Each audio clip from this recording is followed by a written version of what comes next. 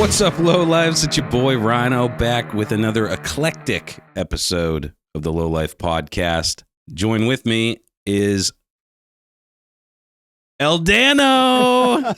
I thought you were going to come up with something. I was thinking about something. I didn't do it, but we're not very quick on the draw today. So I was talking to fucking someone. I actually feel like slower today. Like I was saying to one of my coworkers, I was like, dude, I'm like 20 minutes behind everybody today. For real. Yeah. It's been one of those days. Yeah. But what do you guys think of the new podcast studio, huh? Pretty legit. Fuck yeah, man. This table's sick. I made it myself. It was my first really live edge. Love it. Yeah. I went black. Yeah. Can't go wrong. Yeah. I'll put some flames or something on it for you. Yeah, it was fucking hard. I made a fucking mess in my garage, dude. Yeah, dude. There's fucking sawdust everywhere. Like Yeah. every surface has sawdust. It's actually came out worse than like Bondo. Like No fucking shit. sawdust everywhere. Ugh. And then I got fucking the stain on the ground. I got the fucking, what is that shiny shit called? Lacquer? You'd use Yeah, lacquer? something like that. Or did you use epoxy? Polyurethane. Oh, yeah. That's all fucking, that's permanently a part of the garage floor too. Mhm. But yeah, I wanted to be able to host more than just me and you. And we were doing it for my desk before. So this is what I had envisioned, the Lowlife long table. So now we can have guests in house and we can get rowdy in here. And we got plenty of place for activities. We've got our fucking CeeLo board. You know, we're not all bunched up. We're not touching each other and Yeah. shit. For sure. Yeah. Yeah, it feels natural. It looks good, man. I love it. Yeah. A surprisingly cheap live edge. Really? Yeah, there's a lumber yard right up the road, and this was like a fucking, so it was a 12-footer, or it was like 12 and a half feet. Damn. Yeah, and they cut it in half, they did the edge, and then they planed both sides down to like 2.5 inches, so it was nice and flat. $79. No shit. Yeah, dude. So then all I had to do was I put dowels and glued it together and pressed it together, and then sanded, stained, and I took all the bark off the side. That's awesome. That was a dude. fucking chore, though, to get Yeah. that bark off, get it smooth. I made a fucking mess, but it was fun. And I got a table, and it was only $80. That's awesome. Yeah. Dude. So thank you, Patreon subscribe. Actually, it was my own money. I already blew all the Patreon money Fucking A. on this fucking mixer. That's sick. Yeah, it is. But yeah, I just wanted to take before we start this Q&A episode, thank you for everybody to join in on the comments. There's a couple of light housekeeping items that I wanted to get off. Number one, I wanted to say thank you to Big Truth for having us done a Chop Ahead a couple weeks ago. I had a fucking blast, as if you guys probably saw. I feel bad that I blacked the fuck out. You know, they say never to meet your heroes, but Truth is an exception to that rule, you know. 100%. Super accommodating, inviting. I fucked up all the audio by being a blacked out fucking degenerate alcoholic, but he was cool with it. I had a fucking blast and I can't wait to do it again. But yeah, dude, big shout out to Truth. It was my favorite podcast I've ever done. Yeah. Yeah. That was a lot of fun. Yeah. And thank you for everybody that hit me up concerned about my well-being. I don't usually find myself in such a state of beastly intoxication. It was just like a perfect storm of things coming together. That was good, man. I even felt the urge to drink down there and let loose a little bit. It was good. Yeah, you're gonna have to turn in your sobriety chip after 4 years because we forced you to drink. Yeah, oh well. I certainly haven't been sober for 4 years, so Yeah. that's a fact. But yeah, no, that was a lot of What fun. it's called being California sober, right? I don't know, but I like it. Yeah. Yeah. Yeah, Cali sober. It's when you quit drinking and then you just smoke fuck tons of weed instead. That's where I'm at, baby. I love it. Yeah, it's Yeah. good. It's good for me. Yeah, so really hoping we got since that episode, it inspired me to get an actual mixer. So I've been fucking learning that shit. Hopefully this sounds crispy. It's a steep learning curve. Every new piece of electronic equipment, dude, I have to like, and it's not like on motorcycles, you go to Chop Cult and you're talking to dudes that are into bikes and it's exciting and it's cool and they know what they're talking about. You have to go on like nerd forums to figure out about like AV shit, you know? It's fucking dry, dude. But yeah, hopefully we sound crispy. We did some testing. We did some fiddling. But yeah, I'm excited. And hopefully that was the last episode. I spent 3 days fucking editing all the audio and it still came out like garbage, but whatever. Yeah. The other thing I wanted to mention on this show is we have a couple of new segments coming out. One, I wanted to remind everybody about our Fred Talks segment. We'll pop up the email. I believe it's fredtalks@gmail.com. I'm going to ask him to come back on in February. But we also have a new segment called Rhino's Mailbag. MALE, like my scrotum. Yeah. Rhino at thelowlifepodcast.com. You can write into either me or Dan at that address, or hit Dan up at dan@thelowlifepodcast.com and tell us a story. Ask us a question. Fucking, I know you motherfuckers love this Q&A shit. Yep. So if you have anything, I'm just going to have a section during the show, if anybody fucking uses email, to just read it live on air. So if you have something you want to get off your chest, I don't give a fuck what it is. Yeah. You want to tell me about a fucked up story that happened to you? I'll read it. Yeah, sure. I want to know. So Rhino that's Rhino, RYNO. I got to know that. The phonetic spelling of Rhino. You got to know that by now. You don't know this, then you don't know me. Yeah. So yeah, Rhino's Mailbag. I have an awesome video drop for it too. It's fucking hilarious. All right, last thing that we got to do before we get into these motherfucking questions, and we got a lot of them. Yeah, we do. We got to do the drawing. Hell yeah. We got to do the drawing. True. All right, so this is for Oxford Co Choppers. Boy Chris donated these. Fucking, they're so heavy duty, dude. Like, if you don't run these on your chopper, then you have the wrong set of handlebars. Agreed. They're tough. They're fucking just, you can get them any which way. Dude, he makes them with like huge ape hangers like the ones you had. Yep. These ones are like T-bar with a little bit of pullback, but all stainless steel, TIG welded in-house. The guy's a fucking master. Yeah. We're going to go ahead and make that drawing because I said I was going to do it on Christmas. I forgot. I said I was going to do it on New Year's. I forgot. I said I was going to do it to swap meet. I forgot. Yeah. I'm just forgetful. I'm like Forgetful Jones. There's a lot going on. Yeah. So we're trying here. Yeah, dude. Fucking working my ass off here. All right. Let's change over to the wheel.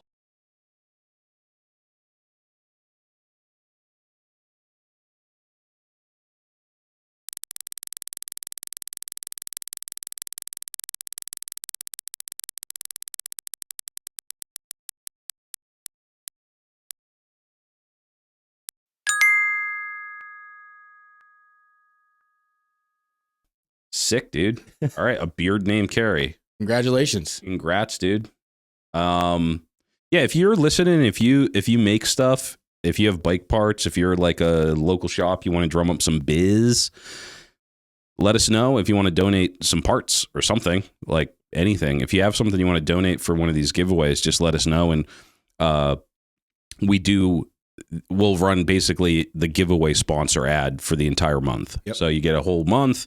That's guaranteed 4 episodes. We're 330 something episodes in. Haven't missed a motherfucking Friday yet. I'm actually going to have to teach you how to do some of this shit. So in case I get in a fucking car accident, or more likely a motorcycle accident. Oh, yeah. If you get into a motorcycle accident and are incapable of doing a podcast, it will be me recording on my cell phone. Yeah. Or you would have to come to the ICU with like a laptop, and then I'll be like, you'll be like, blink twice if I click here. Yeah, exactly. Type shit. All right. Cool. I think, was there anything else that we had to do for housekeeping? I just, real quick, I want to shout out again, Chris from Oxford Chopper Co. He just sent me some pictures. He's got my frame all cut up right now. He's working on that. Really fucking excited about that. Doing cast axle plates. He's reworking that whole seat post area for me. So thank you, bro. Appreciate that. I can't wait to get that frame back and get rolling on the Evo. And then also we just want to say something real quick about, obviously all the fires and everything that are going on out west. If you're a Lowlife and you're affected by that, please reach out. If there's anything we can do, if there's a link we can share, if there's somewhere we can donate, anything like that, reach out to us, hit us up, let us know, please. We want to do what we can. And yeah, hopefully everybody who is listening to this out there is safe. And yeah, there's probably quite a few dudes affected by it, but Lowlife should get, preferential treatment. So if you have, there's probably like 4,000 GoFundMes going on right now for dudes and out there. But if you're a low life, you got a GoFundMe and your fucking house burnt down or some shit, let us know. We'll blast it out. We'll try to help. 100%. We'll even donate. Yeah, how about that? Absolutely. Yeah, that was nice, Dan. I didn't even think about that. Like helping other people. All right. Speaking of helping other people, we should get to these fucking questions. I'm excited for this. This is my first one. This is Dan's first one. You guys didn't even give him hell. I'm a little disappointed in you guys. Yeah. There's only a couple of really fucked up ones in here. Yeah.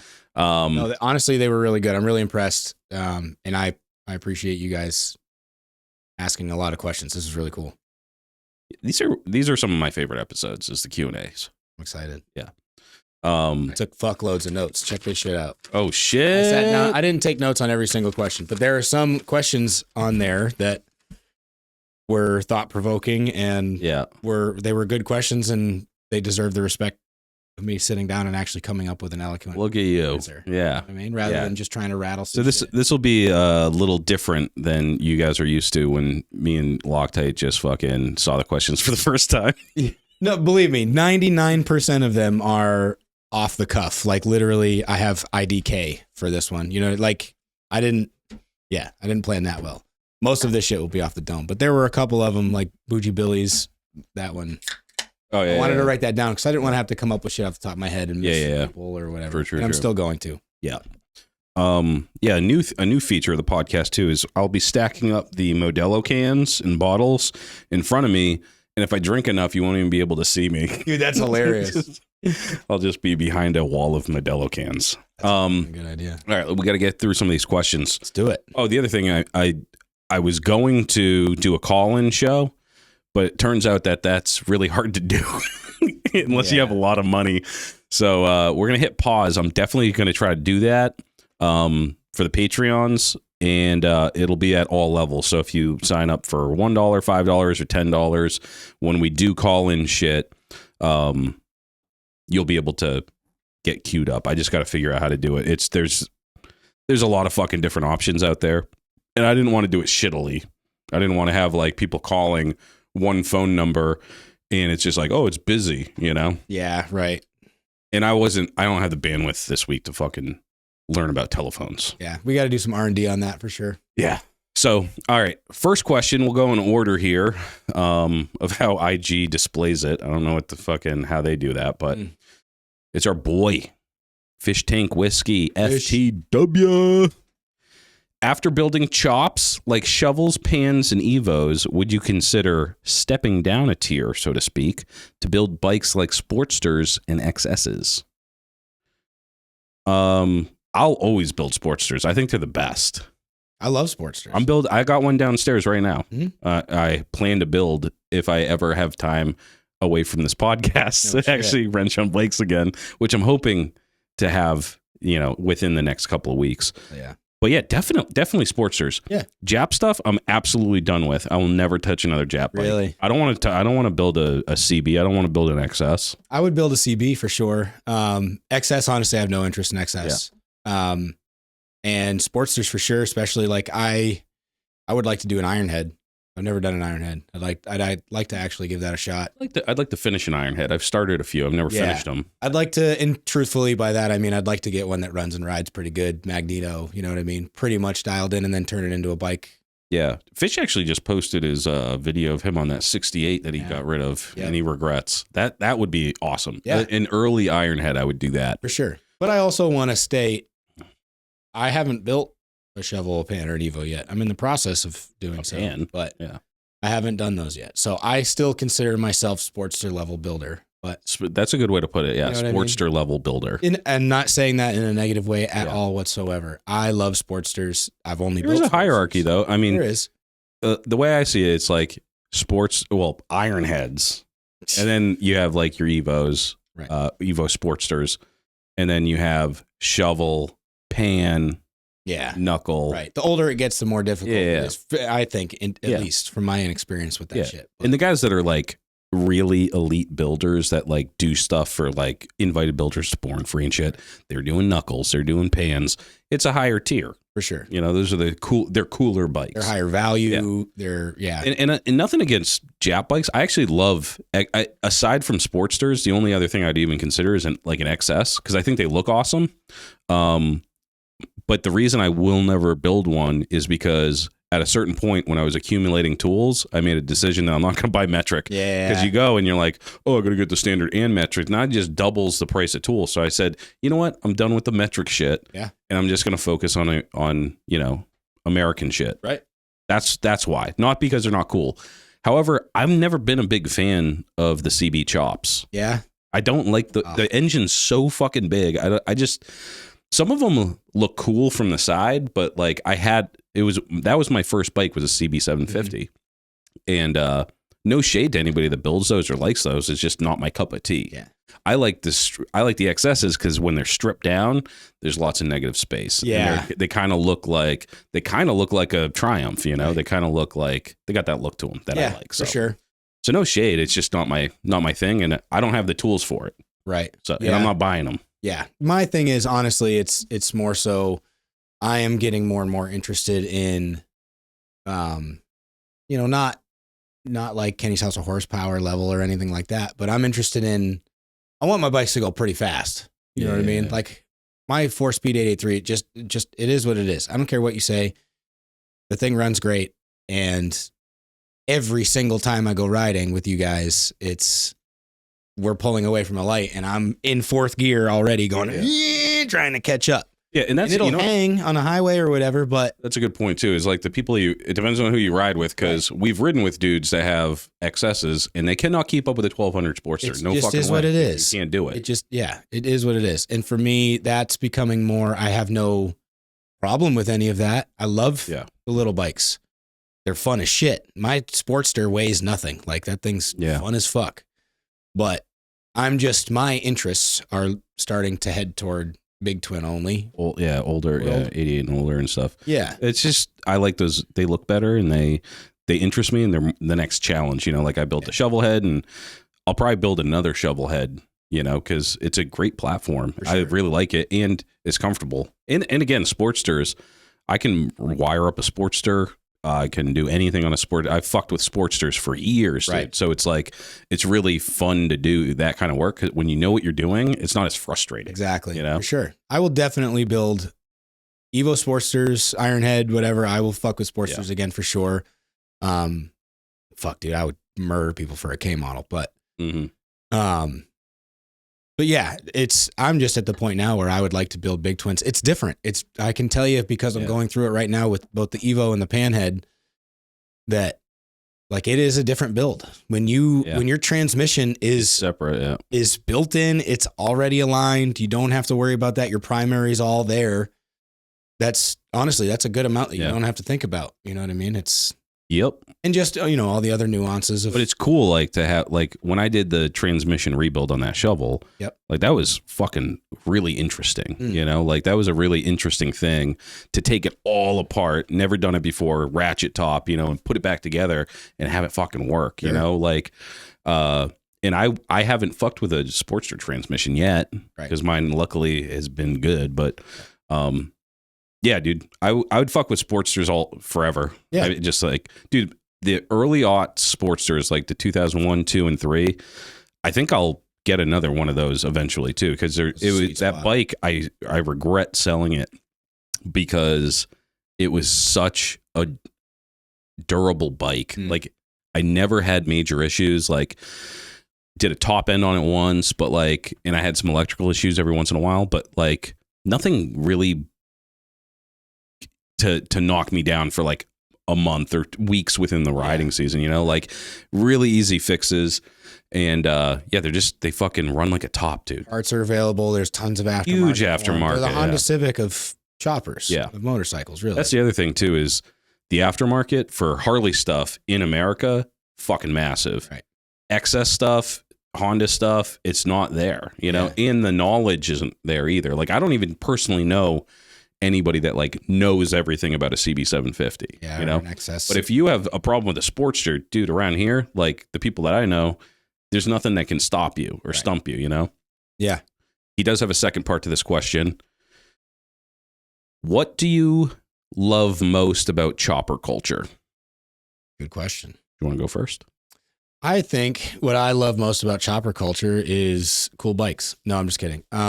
Obviously that is the main draw. I don't know. I think for me, it's, I don't know. It's let your freak flag fly kind of deal. Like there is, like we talked about with truth, like there are rules, you know, to an extent. You got to, you know, behave a certain way, but there's also, because there's so many levels of chopper culture, like you can just buy a chopper. You can have someone build you a chopper. You can go to zero shows. You can go to all of them. Like there's just so many different variances of how into this you can be. And I think that starts to really show, like you can learn a lot about a person that you don't know by looking at their bike that they built or had built or whatever. You know what I mean? I think it's cool. It's like, it's kind of one of those things where like, if you're really serious about it, you really care about it, you really want to be a part of it, that shows. Yeah. If you're here for all the wrong reasons, that also shows. Right. But I'm not even talking about that. It's just, it's an authenticity thing, I think, for me. Yeah. This is very authentic. It's a lot like hardcore with me. You either show up to shows or you don't. Yeah. You know what I mean? It's kind of one of those things. And it's not a shit talker thing. It's just, yeah, it's very apparent where you are in this. And I like that. I like knowing my place. I like knowing my lane. And it's kind of like, I like it for the same reason. Like it's almost like a test to weed out a lot of the fake people. Cause like in your regular work life or whatever, in your family life, there's liars, there's stealers, there's people that'll stab you in the back. There's people that are disingenuine and people don't give a fuck about you. But the thing about the chopper culture, it harkens back to a time when things were important. Like your handshake meant something, you know, like helping your friend out meant something. You know, there's lots of cultures. Like I'm sure like guys that are into fucking Legos or other hobbies, they won't like leave their house no matter what they're doing and go help you with your broke down bike, pick it up in a truck, you know, like that kind of shit. Or like if I'm like, hey Dan, you know, I have a problem with my bike, or someone brings a something over and it's like we spend all day working on it. You know what I mean? You don't find that in other places because to get into this, you kind of have to be a little bit of a dirtbag. You know what I mean? Because you're getting dirty and it's biker culture and shit like that. But you have to have your shit together enough to be able to afford a fucking motorcycle. It's true. You know what I mean? That's a good point. So it's not like meth heads and shit, right? Right. And it's not like fucking hoity-toity motherfuckers either, because it's actual hard work. Right. So it's like the hard work and the money thing. It's like you have to have, it's like a perfect recipe to attract the right kind of people. Yeah. And motorcycles are dangerous, so you don't have a bunch of pussies. You know, you also have to have an ego. I've been saying this for a long time. Like choppers, when you really boil it down and think about it, this is a very vain enterprise that we involve ourselves in. Like, I think I'm so good that I'm going to take this pre-70s motorcycle and I'm going to do a bunch of shit to it, and it's going to be fucking cooler than it was from the factory. Yeah. That's vain as fuck. Yeah. This crazy bright yellow and red fucking flamed paint job, that's vain as fuck. I get it. You just got to accept that. Yeah. We're just doing our peacock thing. And like, that's part of it. And that's cool. So I like that part, not in like a look at me, but it's like, I can put like this Evo, especially, I can do whatever the fuck I want to these bikes. And that's on me. Yeah. If everybody hates it, who gives a fuck? So it marries a couple of things for me too. Is like, I've always loved being outdoors. I grew up like outdoors. Like we didn't have like television shit when I was a kid. Like we weren't sitting around like fucking, the video games sucked when I was growing up, you know, like you can only play Super Mario 1 for so many hours before you're like, what the fuck, dude? Oh yeah. So like, I've always had a love of the outdoors, and I love to travel, and I love the adventure, you know, and you marry those two things, and it's like, there's three things, but oh yeah. So you marry those things. It's a polygamous relationship. It's three things. Outside, open road, adventure, and then also being able to accomplish things, and the creativity, like with the paint and the fabrication and learning new skills. Like that was a big draw to me, was just like, I've had a million different fucking hobbies, you know, like, and they've come and gone, but this is the only one that's held on to me and challenged me and interested me. And it's like, and I think Fish said this when he was on his last show. It's like you look at his Instagram, you think it's like 90% of his life, but it's just a hobby. You know what I mean? Like you fit it in where you can get it, and it's important. It's the most important thing about my identity is to get riding time in, to get fabrication time in, to get motor building, like all the other stuff I do, like with the kids and fucking family stuff, and like this podcast is a labor of love.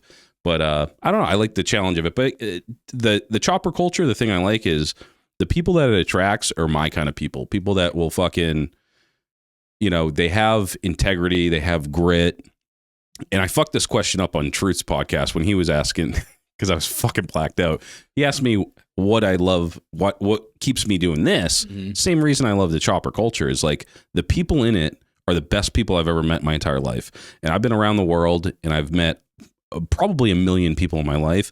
And I've hung out with fucking, CEOs, and I've hung out with the most degenerate thugs. And the chopper culture is just like, these are my people, people that care about their friends. They fucking stand up for their people. Where else, like in your life, are people giving you free shit? Yeah, right. Your buddy's just like, you need something, I got it. They don't want anything in return. It's only in this culture that I've experienced myself. For sure. So for all those reasons, that's why the chopper guys, and that's probably why I'll always be a chopper guy. It's not just because I think the bikes look the best. Right. And they're the coolest and they're the most dangerous.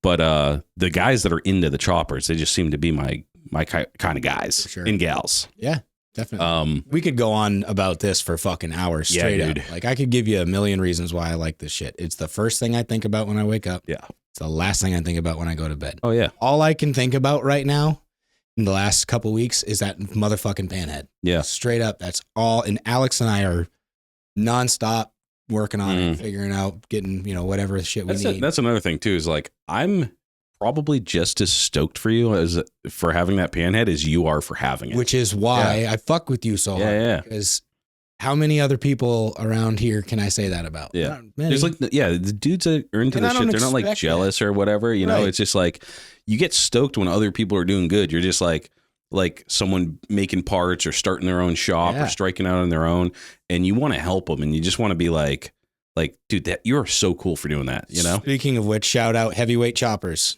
Chase. Were you around when he showed us the jockey shifter he made? No, he's going to start doing parts. So keep an eye on that. Heavyweight Choppers on Instagram. I don't know. I'll talk to him. Yeah, talk to him. Yeah, I will definitely. I would love to have Chase on the show. First of all, we were talking about different kinds of bikes. He built like the coolest BSA I've ever fucking seen in my life. Yeah. And he's heavy into bikes. He's always building shit, and he's building shit for his friends. He builds sick fucking bikes. Yep, absolutely. All different kinds too. Builder, he does it all, man. Yeah, he's incredible. But he's going to be starting to make parts. He did this fucking super cool jockey shifter that he made himself. He riveted it to match everything else. I'd love to talk to him. He's a cool dude. I did some vapor honing for him. I think I told the story when I was a guest on the show, but like he had a shovel head. He was rebuilding it. I vapor honed the entire top end, and I think he swung by, picked it up at like noon, and he was at bike night that night with that fucking thing. Yeah. So he's like really about it. For sure. Keep an eye on him. Yeah, definitely, dude. All right. Espaceta. Who does the new intro song? It's a local band. I'd love to check them out. Well, you can, because it's me and Dan. Yep. I do the vocals. Dan did all the instrument. No, it's AI. Yeah, it was AI. Shout out Big Truth. That M4. I was listening to the Halloween M4. It was right when I started coming on or whatever, and like, hey, we need an intro song. I went and I bought my own little mixer and a bunch of other stuff, some inputs and stuff, and I was trying. I had a song written. I had a jingle written. I'd sent it to Rhino. He was cool with it. I sent it to Loctite. He was cool with it. And I just couldn't figure out in a short amount of time. The learning curve, again, was steep. And I couldn't figure out how to get a good recording. And I have an electronic drum set and all that shit. So if you're really good with that stuff, please hit me up, because it's something I would like to get into. But I listened to that M4 podcast, and they were talking about they were doing the AI songs that they came up with. So I went and got that exact same fucking app, paid for it, and I made like 90 something different iterations. What's the app name again? I have to look it up. I forget. Sonus or something, right? Shit, which one was it? It's not Chatbox, is it? No. I think it's called like Sonus or something like that. I don't know why I don't even It's have a it made here. up word for sure. It's all right. Yeah, either way, I can't find it on my phone at the moment. I only used it literally it was just that one day, and I made a bunch of different I made a bunch of them and you iterations. sent it over and I was like, dude, this one's it. Yeah, that one. But you did I write the thought that was lyrics good. to that one. Yeah, so you do have to write, like, you have to give it a prompt. Like, Yeah. fuck you if you're complaining about that it's AI. Give me a fucking break, Yeah. dude. I got to put in, low life podcast, Mm-hmm. and then I put that I wanted it in the style of Boston hardcore. And it is And- a full song. I only use like 30 seconds of it or 20 Yeah. seconds of it or whatever, but it's a full length song. Right. It keeps on going. Yeah, for sure. So that shit's super fun. Yeah. I don't want to hear shit. I'm glad someone likes it. That's awesome. Good Yeah. feedback, man. for sure. All right, we got Dewey Things. How many miles y'all putting down on a year? It depends on the year. I honestly, even if I had a good year or a bad year, I couldn't tell you. I have no fucking clue. Yeah, we don't have that's not odometers. something that I really honestly pay attention With choppers, people don't really know. Well, it's like some people, like, you're doing a big route, it's Yeah. 500 so miles or whatever. You do whatever, how many of those, blah, blah, blah. I don't, to be honest with you, I don't really pay much attention to Yeah, I that. don't If even I had know. to guess, being generous, because especially the last couple of years, I really haven't gotten to ride quite as much as I wanted to. I didn't get to go to Deadbeat this year. That's a Oh, fucking yeah. bunch of miles. Yeah. Honestly, this season, I probably did 1,000 to 1,500 if I had to guess. Yeah. And that's probably being generous. And I haven't, we're not like long distance guys either. Like Right. we're planning on going to Ohio. We're going to be driving out there, like it's tough to get the time off of work, away from family. Yeah. And, when I was working at like an actual place, like a physical place, I work from home now, but I used to ride my bike in from fucking like March to November. Yeah. I'd do thousands of miles. That's a good you know point. what I mean? I can't do that anymore either. Yeah. And that was like the best part of the day was riding into work. And now I have to remember to fit it in, and it's like, oh, go get a coffee or go get, like in the middle of the day. But I used to ride 2 hours every single day for months and months and months and months. And I think like one year I did like almost 20,000 miles. You know what I mean? Right, Because right. I'm doing 100 miles a day for fucking most of the year, plus all the other trips and shit. Yeah. So that's hard. It's hard to know. And now I'm not like a miles guy either. Like it's like how many hours to this place? True. You know what I mean? I same. never look at the mileage. No. So yeah, I don't know. I try to get as many as I can for sure. I was gonna say as much as possible, but I don't. And I'd love to do like definitely bucket list item. And I got to make it like New Year's res. I want to do a cross country once in my life. You know what I mean? Like on a chopper from New Hampshire to fucking California and back. Yeah. But probably not this year. No, it definitely won't be this year for me. Yeah. I think you have to plan that shit out like a year. That's one of those things where, and I know people do it.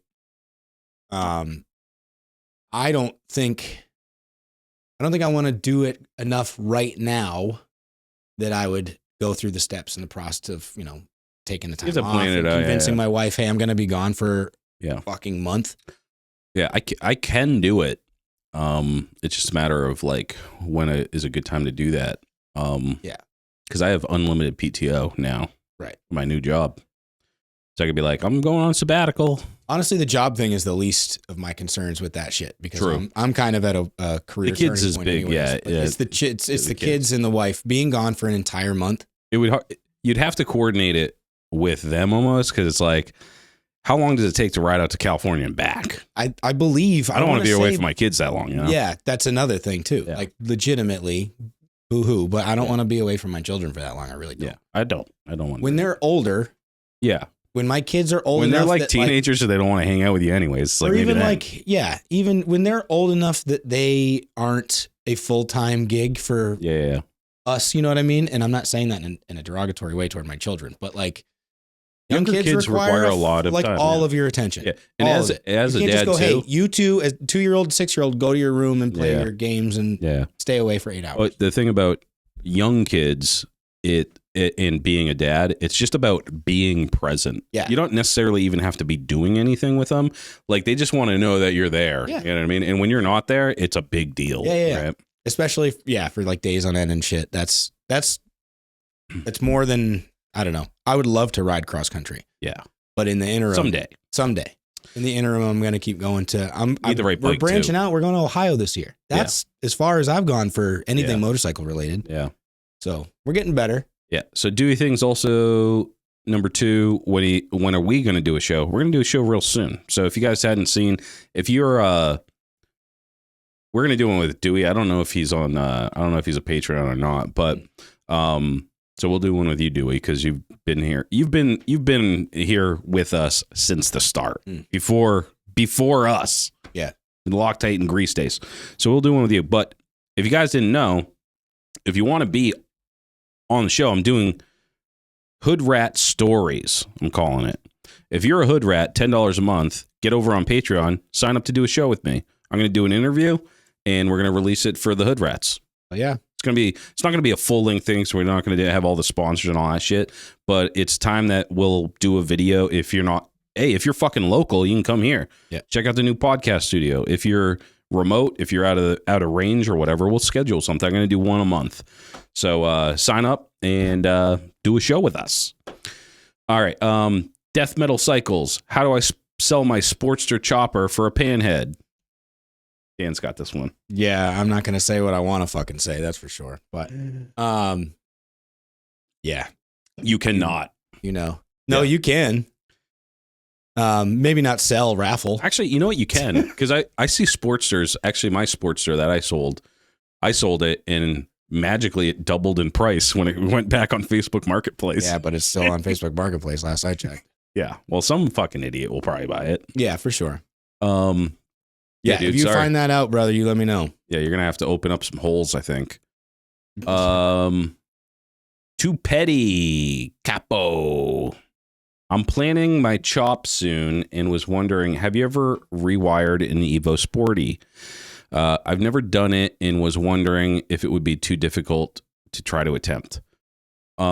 Easy, man. Yeah. Easy breezy. For one, an Evo Sportster, like we were talking about earlier, you can type in Evo Sportster wiring harness diagram and you'll get anything you want. Any configuration, what per ignition you're using. Yeah. And if not, I mean, you can find it, but if you don't want to go that route and make your own harness, which I recommend because it's easy as fuck.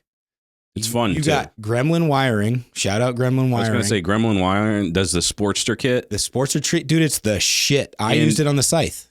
Did you? Yeah, dude. I saw like he gives you a little pamphlet, has wiring diagrams for all different things. It's so fucking. We should have him on the show because he's an interesting guy. Yeah. Yeah. It's stupid simple. Mm-hmm. It's stupid simple. So Sportster, you can get them on lowbrow. You can get them.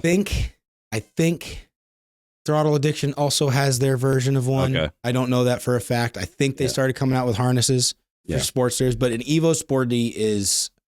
Yeah, it's pretty fucking easy. And I would say here's the trick with wiring. It's so.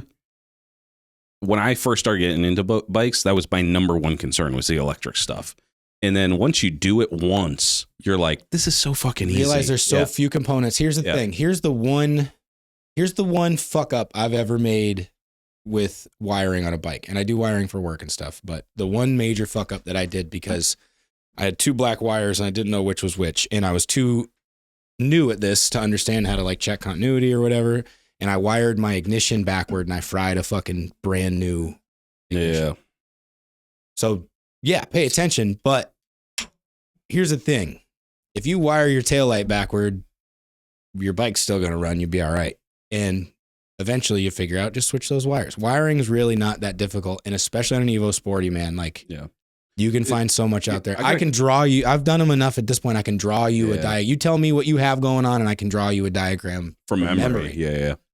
I'll say a couple of things. Number one, take the harness that you have currently and take the whole fucking thing out. Don't try to recreate it with that harness because it's too fucking crazy. So here's the cool thing about that. Sorry to step on you, but there's so much fucking wiring. If you're working on a stock bike, it doesn't say in the question, but if you're working with a stock bike that has that harness, cut that bitch out and reuse the fucking wires. Yeah. If they're intact, like take all the sheathing out. That's a lot of wire. Yeah. If you're building a Sportster, Wire's kind of expensive now. Wire's a little expensive. And you've got an entire loom right there, most of which are cut to length to your Sportster already. Yeah. You know what I mean? Yeah. You can use the wires. Pull it all out and then take all the clips off it, Yeah. cut all the fucking, any zip ties or anything. And then, reuse the wire. But I would say if it's your first time, I would definitely highly recommend like a kit. Yeah. Because then once you do that, once you rip that other shit out and you use the kit, then you're like, oh, that was fucking easy. So easy. And color coded. Oh, yeah. To the diagram that he sends. Yeah. Like, and they're cut to length and there's different comes with an variation. ignition switch, comes with the key for like Definitely do it, and you won't ever worry about wiring again. Once you do it once, then you won't worry about it again, because and it's in my opinion now, it's one of my favorite parts of the build. I'm not just saying that because I really like sitting down and figuring it all out. Like when I was doing the shovel head, like planning out the internal wiring and like snaking things through, and like everything's just so, and you do it to work on it too. So like when I did it on the shovel head, it's like everything I need is like right under the seat. So I flip my seat up and I can diagnose all the wiring problems if I ever had any right here. You know what I mean? I know there's only one wire that runs up there, one wire goes down here. And the other hot tip that I use, because I'm fucking retarded, when I'm wiring in components, I'll have a battery like they sell them and they just have like two little posts. Yep. And if you're like, which wire does what, you can just connect them to the battery to see it, like, oh, that's the running light for the tail light, or that's the high beam for the whatever, you know what I mean? So I just have like a little battery there just to touch it real quick, and it'll light up a fucking light, you know? Yeah. That helped me because I'm medically retarded. I don't know if they use that term when they diagnosed me, but yeah. Definitely do it, bud. All right, pizza overload. Tacos or pizza? Pizza. Yeah, pizza. Pizza. I am also pizza because I don't like tacos. What? Yeah. I fucking love tacos. Now, here's the thing. But I like pizza better. I love Mexican food is my favorite food. Okay. And if anybody's like, hey, you want to meet up for lunch? You want to go to dinner or whatever? I'll say a Mexican food place every single time. Yeah. Every single time. They have the best drinks, the best food. I don't like tacos. I like burritos. I like chimichangas. I like chili. I don't like tacos because they're fucking stupid. They're messy. Dude, you can't eat it in a car. You get fucking shit all over yourself. I hate tacos. They're the worst version. So everything Mexican food is tortilla with meat and vegetables like in it. It's just different configurations. And taco is the worst. It's an open face sandwich, which is like the worst sandwich, you know? It's just a big fucking mess. So fuck tacos. I would rather have a bowl, like a taco bowl or something. Yeah, now that you say that, I always get a bowl or a burrito or whatever. And when I make, I make tacos for my kids and shit. It's like, why don't you just keep on rolling it and tuck it in? Yeah, right. And then you don't have a big fucking mess. Yeah. So burritos are better than tacos. Tacos are bullshit. They're not enough food. You have to order like 4 of them. Get a burrito. Oh, I fucking love a taco though. God, I love a taco. I love fucking Mexican pizza food. For sure. I eat fucking Domino's pizza to the point where a couple of years ago they actually emailed me and were like, "You haven't ordered in a while. Is everything okay?" Like for real. When I was doing bike nights, we were ordering Domino's once a week. Yeah, I fuck with pizza. Dude, you know what? Pizza. It's funny. So they just got a Domino's down in Hillsborough. Sick. And I was like, sweet, they deliver and shit. Like, because nobody delivers out to my house. Right. Dude, I got fucking Domino's. I got, whatever, the usual that my kids wanted. They thought it was so bad that we haven't gone back. My children really won't eat Domino's. They think it's garbage. It's the worst pizza. I think Domino's is perfectly viable. I don't like it. Really? Yeah. And snob. But I do like pizza. I would say like pizza's probably my favorite. So, cause there's so many variations of it, like down just, and now in my old age, I'm back to, I don't fuck with crazy toppings. Give me pepperoni pizza. Pepperoni pizza? Fuck off. Just a straight cheese, dude. And I'm totally good. Like I went through the fucking, I'll get a fucking steak and cheese pizza. It's not even pizza at that point. I do love a buffalo chicken pizza though. So you want it like thin, like one topping. I don't like sloppy pizza. You want to be able to pick it up, put it in your mouth. So Buffalo chicken I'll do. Barbecue chicken. I like peppers and onions, something like that every once in a while. But yeah, tacos are bullshit. Bougie. My man. What's each of your top 5 custom parts builders that you either own, one... You either own one of these guys' parts finish the sentence or you've seen in person and can vouch for the craftsmanship. I'm actually having trouble reading it. It's not like I can't read right now, but yeah, I got the glasses on. So I want to say best question asked. I think this is cool as shit. Yeah, this is a good one. If you'll allow me, Yeah, this is one of the ones I wanted to take notes for, because for me coming up with 5 people, I didn't want to miss anybody. I feel like 5's too many. I feel like 5's too few. Really? I've got 10. So let me tell you why. You say 10 and then I'll pick from your list. So here's why I want to say that. And to be honest with you, I kind of sort of missed the parts builders portion of this, but either way, bear with me. So what I wanted to do is custom parts builders. Yeah. Rhino and I are very fortunate that we call a lot of parts builders friends, and some of which are sponsors of the show and et cetera. So what I did was, I'm going to give you my top 5 of the people that I know personally that I've fucked with for a long time that you would probably expect me to say. And then I've got 5 more for people that I don't know. Okay. That I don't know personally, that I have no stake in, that the podcast has no stake in, et cetera. I'll just rattle them off. Obviously, Oxford Co. is bars and framework. Top notch, can't beat it. Yep. Steel City Blacksmithing. Twisted anything. You want something twisted, you want fucking invaders, you want pegs, you want anything, a frame. Do you see the fucking thing he's doing with the leaves dude? and shit? Holy yeah, fuck. the vines. So, I was like, I haven't seen that. We got to get him on in the next couple of weeks. He's got a lot of cool shit going on. So we got to get him on. Aero Manufacturing, his lights. I personally have run his cast ignition covers on both the Sportsters that I built. He's the shit. He's always coming up with new stuff. Check that out. Bad Companion Silver. Cass makes the coolest fucking, she makes jewelry for your bike. It's unbelievable. The push rod collars that she makes. I run her plate bolts. It's the little details, right? Yeah, it's like the little things that just, you get some like cool turquoise push rod collars or something, man. And it's like, you're scanning across the right side of that bike and you're like, whoa, those are fucking cool. True. You know what I mean? Onyx plate bolts, or I mean, she does all sorts. She makes actual jewelry too. So check her out if you don't, if you're not aware. Yeah. And then I kind of deviated on this one. I didn't necessarily go parts builder, but Mikey Machine. I've seen his paintwork in person many, many times. Right. That's a service. That's as good as it gets. Service. Yeah, for sure. So it's one of those things. He's super good dude too. He's unbelievable, man. He's absolutely hardworking, love very that knowledgeable. Yep. Yeah. And then, so these next ones are the 5 that I don't know personally. Number 1 was easy. FNA. FNA, those lights, I run the tiny little pancake light on the scythe.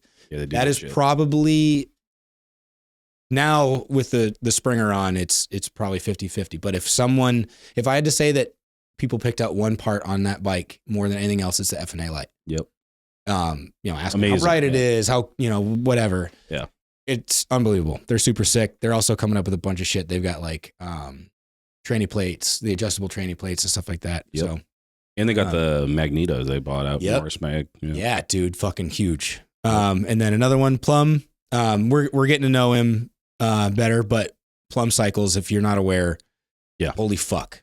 Like for real. East Coast, buddy. Yeah. Unfucking real. That dude is as good as it gets when it comes to fabrication. I remember you and I personally got sucked into that shovel head at the hill climb. Yeah, the Deadbeat Custom Clash, the hill climb. That bike I looked at probably more than any bike I've ever looked at. 100%. Because you keep on finding new cool things. That kind of became my new standard for like what I personally like to see at a chopper show, as far as like you know what I mean? Seeing a chopper, an invited chopper or whatever. I spent so much time looking at that bike and I took so many photos of that bike. Not one of those photos is of the motorcycle. Yeah, it's this little part he did here, this little thing he did here. Holy shit, this is how he routed that, and this is how he made this. That, to me, his craftsmanship is absolutely out of this fucking world. Yeah. It's unbelievable. Next one would be Fourth Floor Choppers. Haven't seen his stuff in person. You don't have to. Holy fuck, man. Those tanks and stuff that he makes are just unreal. unfucking real. Hog Supply. I have a set of their mids that I'm putting on the Evo. We're considering for the panhead stuff. Oh yeah. Hog Supply makes some really, really cool shit. Like for real. Really, really cool shit. Yeah, West Coast out there. He's doing it right. Yeah, for sure. Awesome, awesome parts. And then my last one is Bone Orchard Springers. Oh, word, yeah. Like straight up, man, that thing, I will be buried with that Springer. Yeah. Like it's just beautiful. It's unbelievable. I still to this day can't believe I have one of those things. Yeah. So no, that's good. That's a good list. And if I missed any homies or whatever, two things. Bear in mind, I was a little high when I made this list. Also, I didn't leave anybody off of these lists to slight them because I meant to or whatever. Yep. If I know you and I love you and I didn't put you on here, I'm sorry. Yep. Yeah, I did. I tried to come up with as many as I could. Number one in my mind was real easy. Aero manufacturing. Mm-hmm. He puts the art back in parts. Damn. You can use that. Damn. You can use that, buddy. You hear that, Chris? Yeah. That's good. That's good. But for real, that is the perfect fucking way to summarize that. By the way that he approaches like these projects really resonates with me because it's not just about, hey, here's a cool part for your chopper. Mm-hmm. Like he really fucking cares about the functionality, the design, and the artistic aspect of it. I think he's going to be huge, you know. And he's like, right now he's putting shit out like, do you got a custom part you want me to do? Like, challenge me. The you know what I mean? And shit he's getting into. Oh yeah, he's just like such a smart guy. Really loves the craft of it. So I put him at the absolute top. I think he's one of those guys for me where it's like you see what he's doing and what he's capable of and where he's heading, and it's almost like, dude, you picked choppers. I know. Like you could be fucking. You could do anything. Yeah. You know what I mean? And you picked us, little old choppers. You know, like we're like, fucking blessed to have doing things that nobody else is doing. Yeah. Like, dude, rocker covers and shit. Like fucking. Oh. So dope. So cool. So he's cast. Cast and like he just makes cool shit. And I ran that shit on my dude. I had actually one of his first taillights. Right. It had a fucking X stamped on it because it was a prototype. Mm-hmm. And he was like, give me some fucking feedback and blah, blah, blah. And we talked and shit. And that thing was brighter than fuck. It was this fucking big, dude. Yeah. You definitely, dude, I ran it. He made me a custom Wu-Tang lens for it too. So I can't say enough good stuff about him. And we got to get him back on because he's done so much shit since the last time he was on. Yeah. I also had Oxford Co choppers because to me, like we're talking about eating pepperoni and cheese again. Yeah. That's what Oxford Co is to me. Right. He's like a pepperoni pizza. Yeah. Like the handlebars that he makes, you can't top that. Stop trying. Stop putting weird shit on your fucking chopper. Tough guy bars, you know, like that's just like as perfect as it gets. I own personally 2 sets of his handlebars. Oh, yeah. And just like that Bone Orchard Springer, they're like my favorite part of those bikes. It's just like they're complex in their simplicity. You know what I mean? I almost think like for real, I almost feel like Oxford bars are at a level where you're building the bike around them. Like those wide bars that I had on the Evo for a while, those are going on the panhead. And they have to. Like Alex and I have put a couple different sets of bars on, blah, blah, blah. Even another set of Oxford bars that I just got from him at the swap meet a couple weeks ago. But we plugged those fucking tall bars on there, dude. And it's like, no, that's it. Like that has to be it. Yeah. Like, I don't know, man. Those things will set your fucking bike apart. Yeah. For sure. Yeah. Because it's just like, it's so true to the platform. And it's so, you know, it's like, they're just like, they're functional, they're tough, they're cool, and they're well made, right? You know, and you've heard him on the show. Like he's not making a bundle of money off his handlebars. He just likes making cool shit, and that's what I love about like makers of parts. I don't necessarily love the people that are trying to get, you know, like if you have like something that you make and you mass produce and it fills like a gap that like in the industry that nobody else is doing it. That's cool, right? You know, because you're addressing something. But people that make stuff just because they enjoy making it, that's what really resonates with me. So my third person, Fab Kevin. Oh yeah. He's an OG. Yeah. But he fills those little gaps like with the remote brake master cylinder. 100%. You know, like if you Google remote brake master cylinder, he's the only guy that even fucking offers anything like that, you know?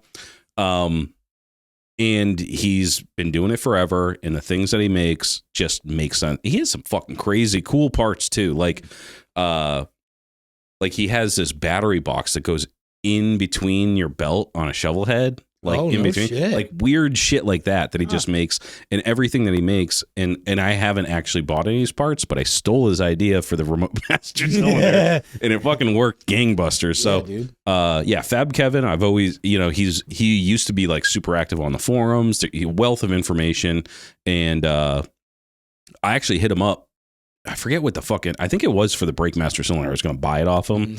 And he's an old school dude. He'll he's like, yeah, you shoot him an email and he emails you back and stuff. You know what I mean? Cool. Like, I love that sort of shit. Yeah. So for the other ones, my fourth one is actually just Lowbrow Customs. Yeah. I was going to say, we can't not mention Lowbrow because they keep on innovating, and they have these parts like, dude, where are you going to get your gas tank? Where are you going to get like these other parts? Like it's affordable. It's in, like I would love to have a fucking $500 tank, or spend 3 weeks building one or whatever. But it's like, they just got the styles and a couple $100 or whatever. And they keep on innovating, and they have that before that, so guys like Deadbeat Customs, like Lowbrow Customs, they make it achievable to build bikes. Exactly. Like once you hit the point where you're like, I can't build that, I don't have the skill set to do that thing. They swoop in, they got the parts for you. Or they just have like cheap things like, oh, you need a bolt. You know what I mean? Like, you don't want to go, they don't have it on your hardware store or whatever. Like, you can just get a bolt from them. Yeah. You need the clevis for your clutch lever. Or you need a clutch lever. Exactly. And you can get one that's $17, or you can get one that's $100. Yeah. That's another guy. I spent a lot of time watching him, is Todd over at, Wealth of Information. I'd love to get him on the show. He would be wicked fun.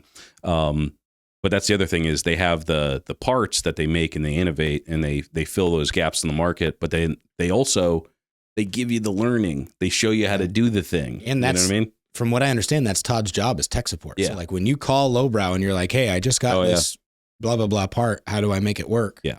He's the guy, at least one of them, that's answering the phone. That's cool as shit. But that's a good point. They show you how to. That was number 4 and 5 was actually Lowbrow Customs, Deadbeat Customs. Yeah. Because Steve over there too, like, not only is he making, they have all the parts and stuff too. And by the way, Deadbeat Customs is the only place I'll ever buy a headlight from. Like, if you just want a good, cheap headlight, Lowbrow Customs, Deadbeat Customs is the place. Right. But they have all sorts of stuff for all types of bikes too. Yeah. And an honorable mention that I use and has pulled my fat out of the fire a couple of times, Bulletproof Designs. Okay. So they do all sorts of crazy shit. I found them because I got a battery box for my Sportster like way back in the day, but they have things that you won't find anywhere else, like stainless steel bungs, Yeah. Or like, I think you put me onto them when I was building the scythe. That's right. And also shout out to them because they have their normal website. They do have a presence on YouTube too. I don't know if they still do it, but they used to do it, and they have a lot of tutorial shit. Yeah. But one time I bought like a bunch of stuff from them on their website, and then I was like, oh fuck, I forgot something. I went on, I found it on Amazon of all places. It wasn't on their website, but it was on Amazon, their store, and I bought it. And they didn't ship me 2 boxes. They fucking are smart. And they were like, oh, this is going to the same guy. They put it in 1 box, and they didn't charge me twice for shipping. Oh, shit. So like little shit like that. Yeah. Bulletproof Designs. They have some cool shit that you won't find anywhere else. And I use them a lot for like their small metal, like definitely stainless steel bungs. If you're making a sissy bar, I won't use mild steel. You know what I mean? Like, and to find a bung or like something that fills that void. And they have things like sight glasses and cool shit for your tank. And they make it all in house, but the battery boxes too are super cheap because they just cut it on a CNC, you bend it and weld it up. That's sick. And it's nice. Yeah. So that was one that, I almost always forget until I get real deep. And then I guess one more honorable mention is Bung King. Yeah. Now that we're on the topic of bungs, right? Like, because they have the stainless steel bungs, they have all sorts of cool shit for your bike, and it's the little shit. It doesn't cost a lot, and I think they also do like they have tons of I could get all like my wheel bearings from them and shit. Yeah. And all sorts of bearings and shit too. Yeah. All balls. Right. We're spending way too much time on these questions. It's going to be a 4-hour episode. Fuck it. This is fun. All right. Good one. Dustin Slow. What's your thoughts on FXRs? I will never own one, but I would love to ride one if someone has one. I think they look awesome. I personally have never ridden one. Did I say I think they look awesome? Because I lied. I don't really like the way FXRs look. I don't like the way they look. Triangle. Yeah. I don't like the flow of the frame. My caveat to that is I love any Parowitz FXR. Just Dave Parowitz, man. Okay. He's Jesus Christ for me. You know what I mean? So I love a Parowitz FXR because I like it's a Parowitz FXR. I love when people really do them up. Right. I wouldn't invest that kind of money into it because I'm not that kind of rider. You know what I mean?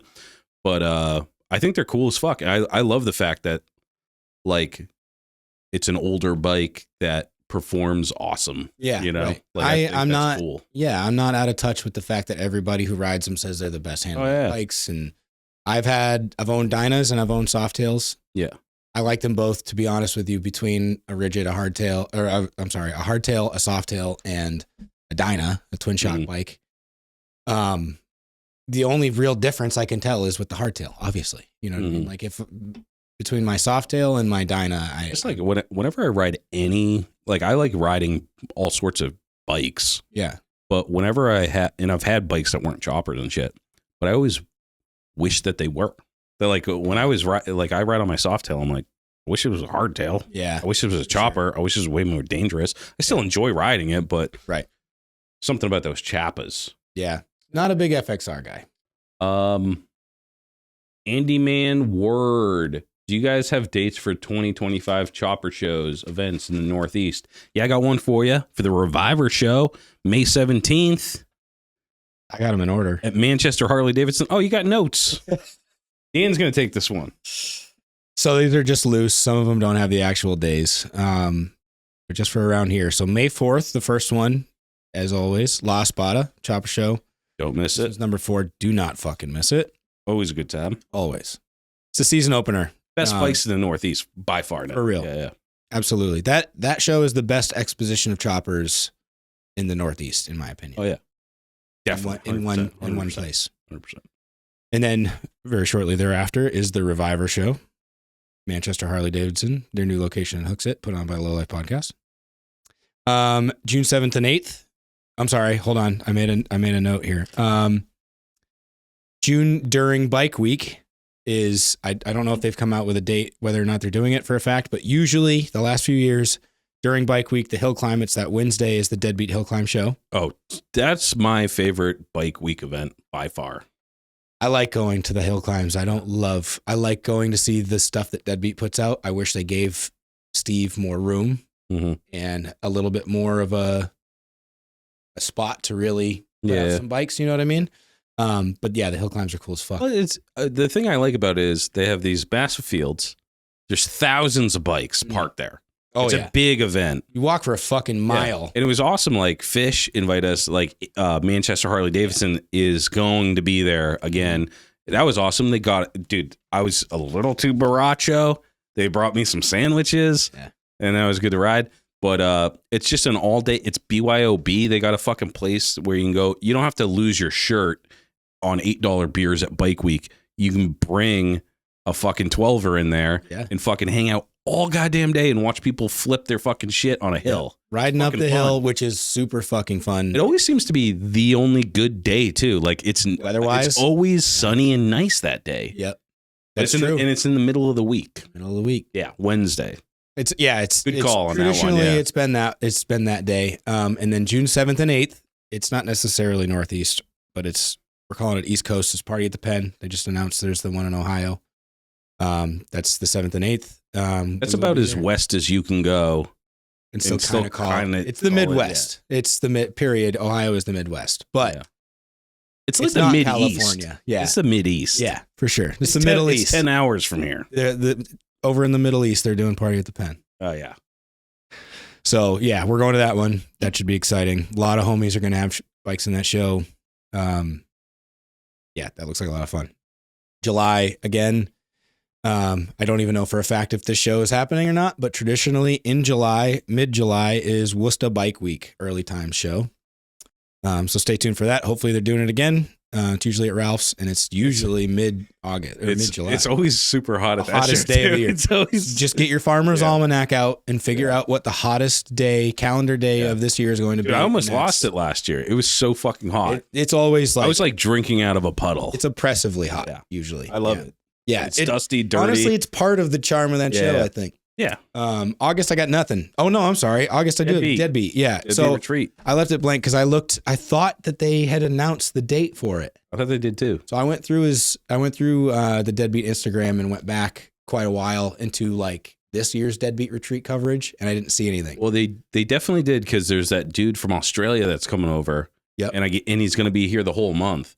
Oh, right. And it's at like the beginning of August this year. The beginning of August. Yeah. Okay. All right. Because last year it was like it's always been at the end of August, and this year I think it's at the beginning of August. No, I think you're right. So last year was August. It was early August. It was my anniversary. I couldn't go last year. Always, it's usually like the third weekend. So last year was the early year. Early. So this year it's you're like right. Someone said, "Hey, you can go to this." Because he's coming up for Bike Week, and it's like at the end of August this year. Yeah. So I think it's like 25th or 28th or some shit. Yeah, it's usually like the third weekend in August. Yeah. We're definitely going to be there, and we're definitely going to be organizing a ride. And we're definitely going to be going to the El Dorado. Shout out, Benny. And right. And then September, you got Glory Days. Again, not necessarily Northeast, but East Coast. Definitely fucking support the Glory Days show. I'm really, really, really trying to get out there this year. Yeah, I've never been. I really want to get to that. Yeah, that one's pretty fucking high on my priority list for this year. And then also in September, traditionally is the block party. Indian Larry block party. And that's all I've got for right now, because that's everything that I could find relatively quickly on Instagram. Yeah. But that's sort of the order in which they are in. Again, if I forgot something, I'm sorry, but definitely make it out. If you only go to one show this year on the East Coast, if you're traveling, go to the Reviver show. It's mid-May. It's going to be a fucking good time. We've been planning just the swap meet so far. Yeah. But I got to talk to you about going out and seeing it, because I haven't seen it. Sure. Yeah. Yep. But anyways, come to our show, the Reviver show. It's going to be fun. I'm going to be there. Dan's going to be there. I'll be there. Yeah. Yep. Wigwam. Oh yeah, he actually had an actual question. He wasn't just fucking with people. What's the earliest motorcycle you can see yourself chopping or making a vintage cut down? Fucking California guys. Cut down? What the fuck vintage cut down. Vintage cut down? What the fuck is that shit? I don't know. You can just say chop. I mean, cutting like what the fuck? I don't know. But we don't do that shit out here, bro. We don't play those fucking games. What the fuck's a cut down? The earliest motorcycle you can see yourself chopping. Flathead. I don't think I am restricting myself to a certain motor or anything, but I think the way that I interpreted this question is, in your current capacity and, desires or whatever, ambitions, what could you take on right now? This man gave a lot of thought to these questions. I fucking, He really cared. I mean, he got notes. He fucking really thought about it. I kind of just like breezed through it, and I was like, I'm glad you took notes, because I'm working off of them. Hey, I'm too anxiety ridden to have. I guess like you can't go too far back, because like back when like Harley Davidson had like the bicycles with motors on them and shit, you can't really cut that down or whatever the fuck that was. My personal answer for that would be, I'd say Jenny Shovel. I think for one, that's my dream build. Okay. But I think I would probably comfortably stop at a Jenny Shovel. I know I'm working on a Panhead right now. It's an SNS Panhead. Shut the fuck up. I'd really like to do a Cervi car though.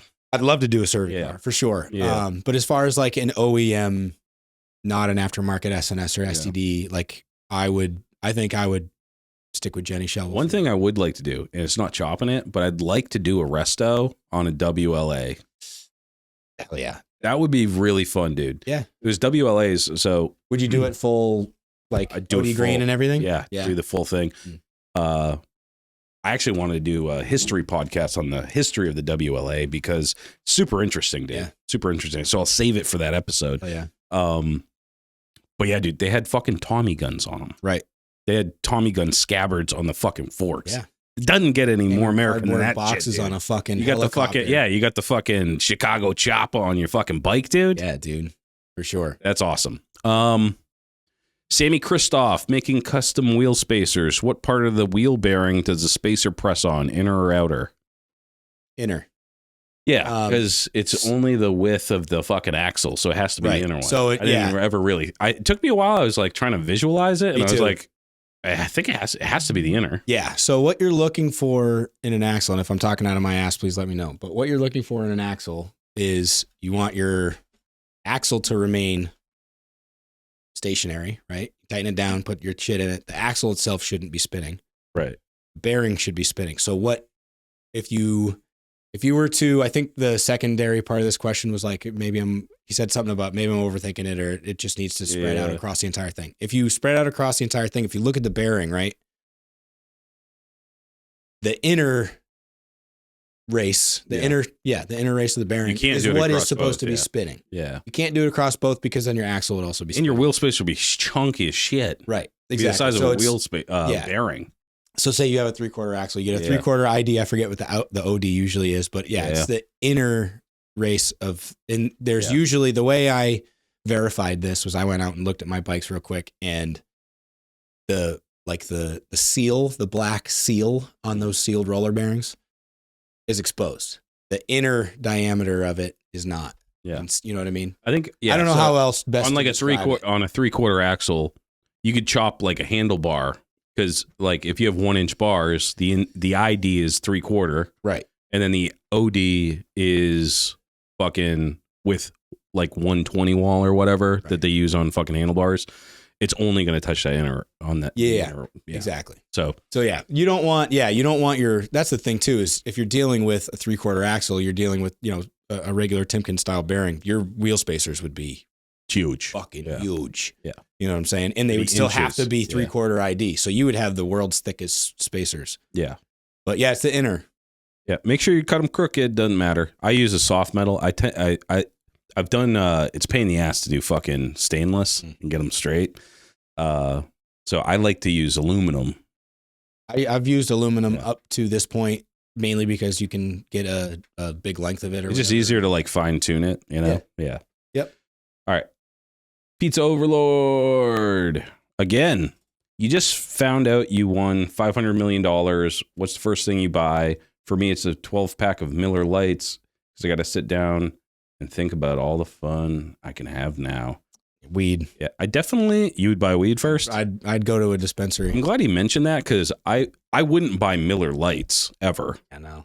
I like Miller Light. No. Well, I did when I was drinking. I like Miller Light more than I like Modelo. Dude, who drinks Miller Light in New Hampshire? I did when I was drinking. Really? Mm-hmm. Miller? Yeah. I thought that was like a Midwest thing. Wow. I thought you had to drink Bud here or fucking. Honestly, Pabst. dude, I didn't really pick. Yeah. I drank them all, but I didn't. I drank a lot of Miller Light. No shit. It's cheap. Okay. It's very cheap. Hey, I'm not going to yuck anybody's yum here. Yeah. I mean, so Miller Lights it is. Yeah. I wouldn't do the Miller. I would go to the liquor store. I'd go top shelf and I'd get something that's crazy expensive, and I'd do a tequila, and I'd probably sit down and think about where I'm going to buy my remote log cabin. Yeah, 100%. Yeah. That's the next. Log cabin out in the middle of fucking nowhere, hundreds of acres, bunker, lots of guns, lots of food supplies, all that shit. That's what I do. Yep, for sure. I'm buying a compound. Yeah, compound, log cabin, hidden rooms. Yeah, like totally bug out. See, I always watch those like prepper shows, and I'm like, what do these guys do for work? Are they building a fucking tunnel system under their house? You know? Yeah, I don't think they do. Like, what the fuck, dude? Yeah. All right. The Iron Mule. Any Lowlifes going to Daytona for Bike Week, and where are we meeting up? Hit him up. Hit up the Iron Mule. Someone already replied. You're going out to Daytona. That's what we're about. We're about connecting people. I am not making Daytona this year. When is that? Is that in February? I think it's next month. Yeah. Fuck! If I can convince my wife to go to Florida for vacation, I might make it. I just realized that. No, I'm not going to Daytona, but I'd like to go to. I've never been to Daytona, and I haven't been to Sturgis. So those are two bucket list items too. Mm-hmm. I gotta make room in my life for those, because Daytona in February sounds amazing. Yeah, it does. Yeah, it does. Because now that the holidays are over and it's been fucking cold as fuck, winter kind of sucks. Yeah, dude. I'm hankering for 75 and sunny. Yeah, dude. Yeah, hit up the Iron Mule, _Iron Mule, and meet up in Daytona. All right. Silver City Co. How do you guys feel about 18 rear, 21 front? I feel really fucking good about that. I love it. Yeah. I never do it because I always have the stock comes with a 16 and I'm like, I'm just going to use that. Yeah. But if I had an 18 kicking around, I'd do it. Yeah. For sure. Yeah, for sure. I will say stance. I did 1921 on the Scythe. The only thing, if you've been around, you've heard me complain about it. It's a little too bicycle for me. When you get into some of these fucking the wear lines or something like that on the roads, having 2-3-inch tires gets pretty sketchy. I would 100% do 1821 with, a bigger aspect ratio tire on the rear or whatever. So I'm still getting that contact patch and shit. Yeah. I think 1821 is ideal. I like 1621. 1621 for me is just classic. It's bulletproof. There's nothing wrong with it. 1821 for a skinny bike, I feel like that's the move. Yeah. For if you're going for skinny lane splitter long chop, 1821 is the fucking move. Yep. Part 2, Silver City Co. Do you prefer to keep the stock neck gusset on a Sportster frame or cut it out and do something cool? I'll be honest. I hate seeing the stock neck on a Sportster hardtail. I just don't think it's good looking. It doesn't detract anything from quality for me. I just don't think it's good looking. Yeah. I would say I would cut it out. It's a fucking job. He just did it. Oh, he did it? Oh, yeah. Oh, okay. Good. Yeah, he just posted it the other day. He cut it out. Yeah. Yeah. Why are you asking the question, dude? I personally, for me, I think you did cut it out. Yeah, you did a lot. I personally, I don't think I would cut it out. For pussies, I wouldn't do it because it's a lot of fucking work. I would get an aftermarket frame, or I would send it to Chris and have him do some sort of cool cast or something like. If I was going to change it, you know what I mean. Yeah. But as far as a look, the stock neck gusset for me on a Sportster frame, especially even on a shovel frame, dude, windowed is definitely better. Yeah. Less is more, right? For sure. So always do that if you got the fucking patience for it. I'm excited to see what you do with it, Austin. Yeah. I think it's the third one. Yep. Is there going to be any zinc or smelling salts at the Snow Life swap meet? Hopefully not. I'll order some smelling salts right fucking now. Yeah. I haven't been that fucked up in a long time, and I'm not planning on getting that fucked up for another long time. I for real see the utility in smelling salts. Yeah, dude. That, honest to God, I would use that every day. For definitely, dude, road trip, 100%. You should have that in your car. Yeah. You have a couple Miller Lights on the drive or something, and a cop pulls you over, you might want some smelling salts. Yeah. So I'm 100% going to be packing smelling salts in the car.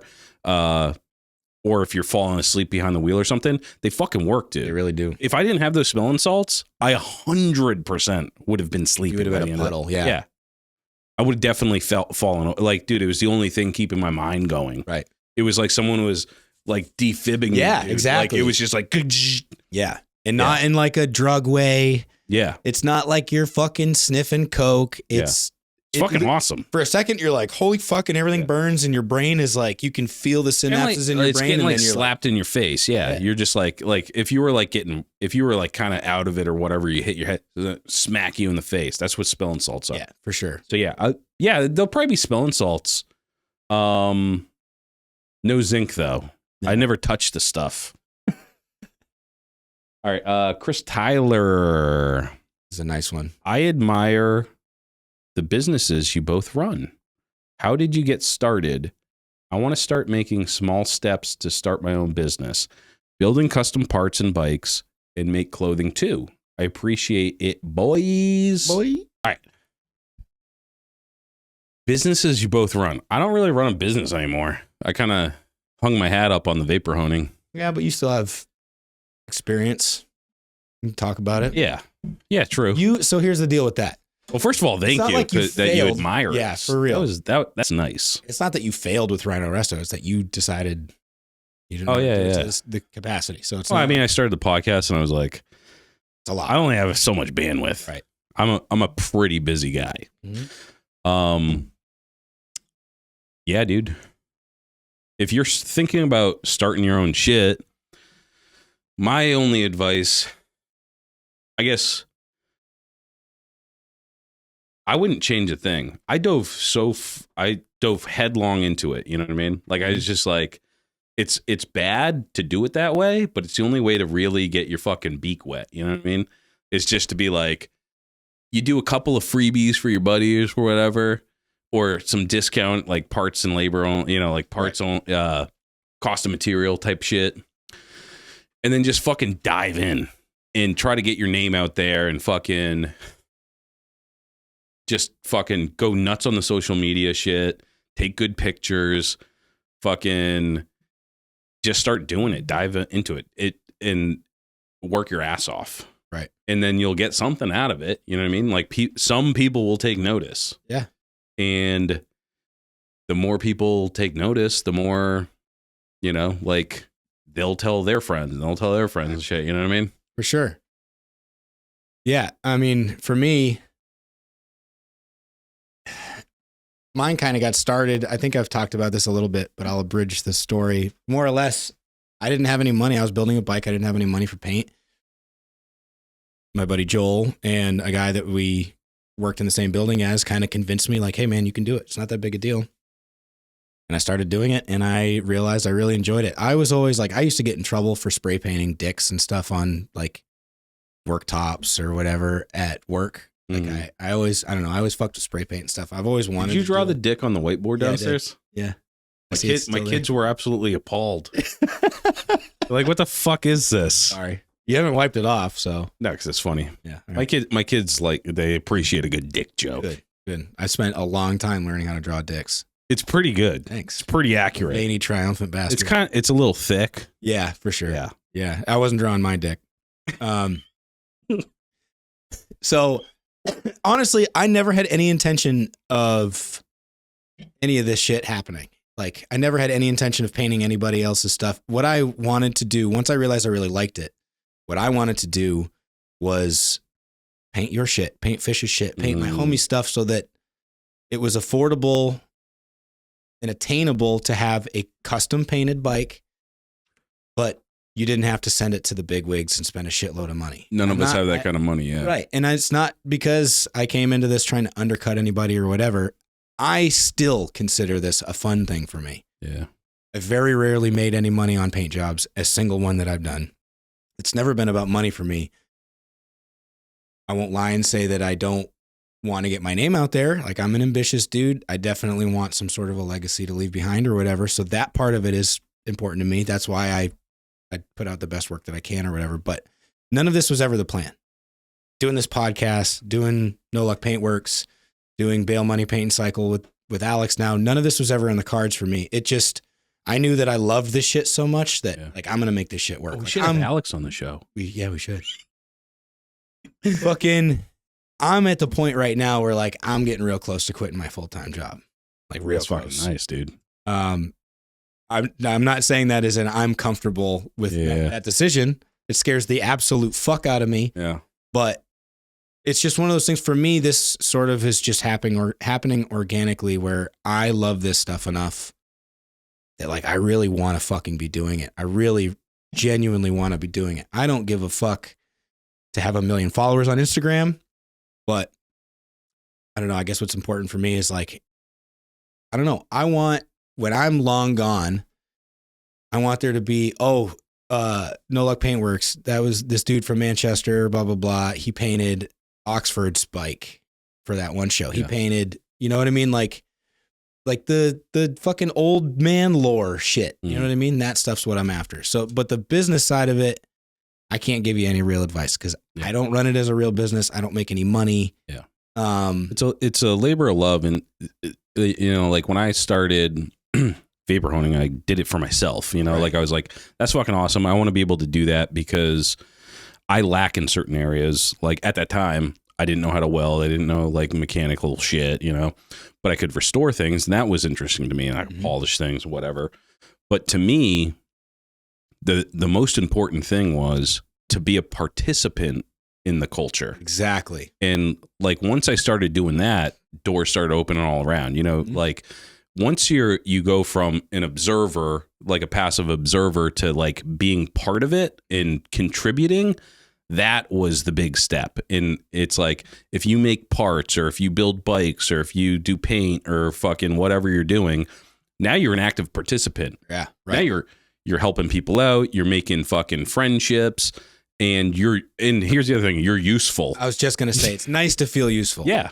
Because you have a skill set that other people don't have, and now you're helping other people out. And that benefit, the benefit of that is, hopefully, if you're doing this shit for the right reasons, the things that you are useful for are what you are passionate about. Yeah. It sounds like a win-win. Well, dude, just again, I know we've been talking about it all episode, but dude, chop ahead. You know, he's like, I shouldn't be doing this, but I fucking love it. And it, like, you love doing paint, and I actually really do love vapor honing. You know what I mean? Yeah. I just, because of all, like, I literally spend all my free time on the podcast right now, but I still have a vapor honer and I'll still do some fucking work and shit. I'm just not doing it commercially, but you do it for the love of the craft, of the service, of whatever you're doing. And again, just like the thrill of being able to participate in this awesome fucking culture, dude, you know, that's it for me. That was the biggest thing for me. Cause I went from this person alone on an island looking in, like you're like the little kid, like looking into the fucking toy store, to being one of the toy makers. You know what I mean? Right. And now you're talking to other toy makers, and that's when it gets really interesting. So I definitely say, like, if you want to be a participant, make anything. Yeah. Make a fucking leather good. Make a t-shirt. Make like, be a part of the culture. Yep. But again, do it for the right reasons, and you will be successful for that. If you like again, back to Aero Manufacturing, he like fucking loves what he's doing. It's interesting.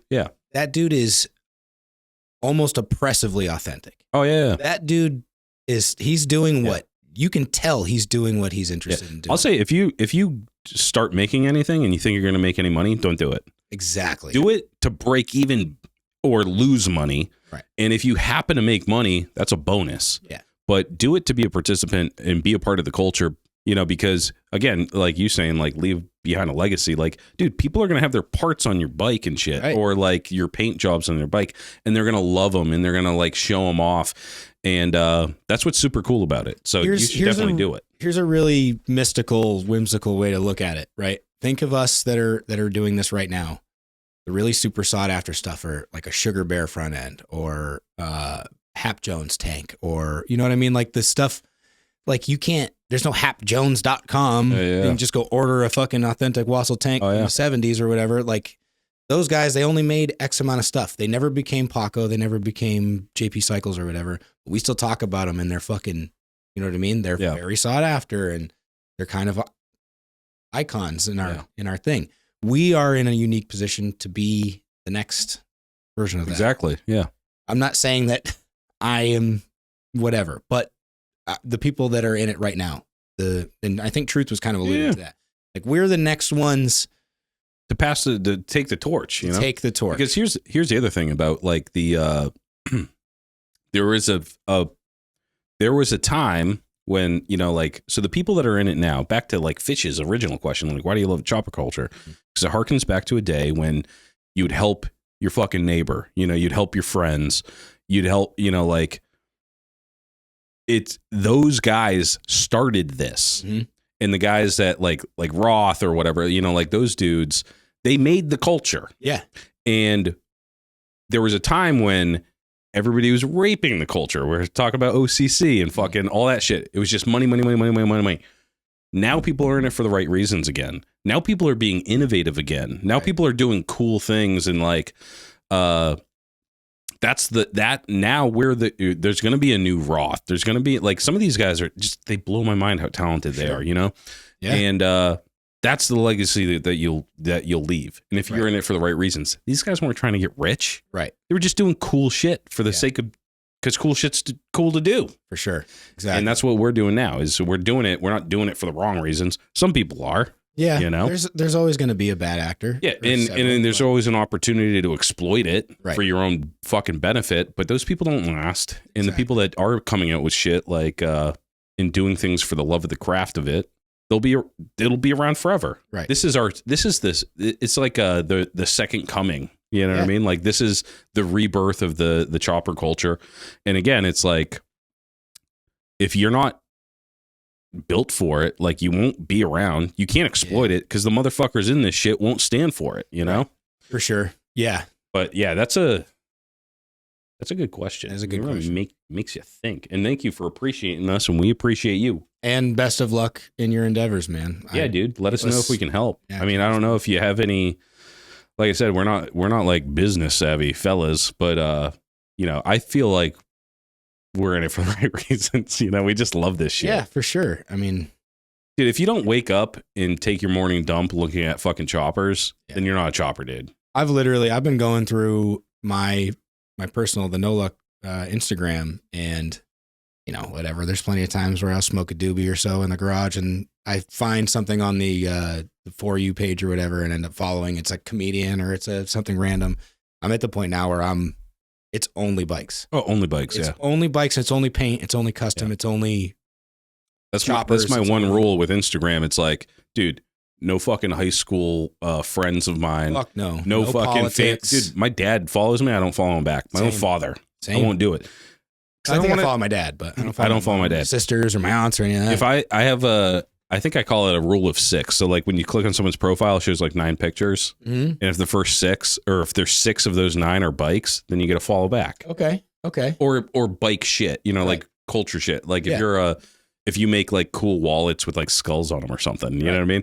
Like if you're into that, if you have cool shit, if it's just like a picture of you and your dog and your wife and stuff, like I don't want that on my feed. I want to go, when I'm taking my morning dew, I want to be like, bike, chopper. Yeah, right. And I just want, that's what the Instagram is for. And that's why people are like, I'm taking a break from fucking social media. But you always come back because you want to see pictures of cool bikes and shit. For sure. I have a Facebook and I never fucking use it. I never check it. I have it set up so that my Instagram, when I share something or post something on Instagram, it also posts on my Facebook, but I don't check it. I don't check messages. I don't do any of that shit. I don't enjoy it because that is a platform for diatribe bullshit. I don't want to hear about who the fuck you voted for and why. I don't give a fuck about your political leanings or your religious leanings. It's also like, it's always like really shitty pictures, like really heavily pixelated pictures of like something like a baby or something, and then like something stupid in white text. And it's just like, I only go on Facebook for the marketplace. Yeah, exactly. And we do have a Facebook page or whatever. Yeah. I don't even know how it works because I do it all through Instagram. It just posts to both or whatever. Right. And some people do chat with us there. Oh yeah. Yeah. And that's fine if that's cool. I can go into Messenger and chat with you there, but I am not scrolling through fucking Facebook, dude. Fuck that. I don't have a personal Facebook. I don't want, because the first thing you do it's like, oh, you know, they know the proximity of your phone to other people, and it's like, oh, do you know this guy? And it's like people you work with and shit. Fuck that. Your old contacts and shit. Yeah, no. Facebook creeps me the fuck out. Yeah, it's fucking creepy. Just in general, it creeps me out. I know the Instagram is owned by the same fucking people. But Instagram is still just like, it's about pictures, and then you get to see people doing funny, weird shit. Yeah. Even if you are posting some diatribe about your political leanings or whatever, I don't have to see it. I look at the picture, and if I think it's something I don't want to watch, then I fucking keep scrolling. Yeah. But that's why I stick with Instagram. But I want to make it, fashionable not to give your goddamn fucking opinion about every little fucking thing again. Like when I was growing up, my parents didn't even tell each other who they were voting for.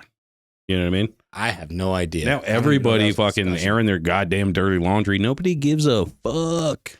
It's too much. There's too fucking many opinions. It's too much. Yeah. And everybody's wrong about everything too, by the way. I don't want to get on politics, but the fact that there are grown human beings that make a political candidate such a part of their daily life and personality, it genuinely makes me sick and angry. And I don't care if you got a fucking Trump sticker or a fucking Biden sticker. All the same, it makes the internet should just be cool pictures of bikes and videos of people fucking around and finding out. And dogs. Did you see that one with that lady in the road rage incident? When she gets out and the dude flips her? Yeah. Really? Yeah. She gets out and she's like, She starts screaming and she's like, "You're fucking on my ass, blah, blah, blah." The guy's walking away and she sucker punches him in the side of the head. He turns around, dude, and fucking double dragon suplex right on the fucking pavement, knocks her ass out. Yep. And then if you watch the full length one, a guy gets out of his truck. He's like, "What are you doing?" He's like scolding her as she's crawling back to her car. Oh shit. I love that shit. Yeah. It's like, shut your fucking mouth. Karma. Yeah. Yeah, I love it. I love it. Absolutely. So just motorcycles and fat white bitches getting flipped. That's the internet for me. Dude. My Instagram, I'm working on making it's literally choppers or adjacently related and hardcore or adjacent related. That's it. Yeah. Those are the two things. Instagram, I fucking hate looking at Instagram like a business tool. I know it is. And I know nowadays, especially in like these kinds of worlds, like that shit's really fucking important. You marketing yourself. It's the only way to get business, dude. Yeah. It's the only way to drum up business. How are you going to get business? Like the relevancy, like it's true. If you just fall off for a little while and you don't have something else to keep you relevant, like people forget. Yeah. You know what I mean? And that's another thing that brings me to another point that I want to make. And this is something that I'm dealing with myself. When you're trying to do this shit, don't be ashamed. I don't know how to phrase this. I don't know.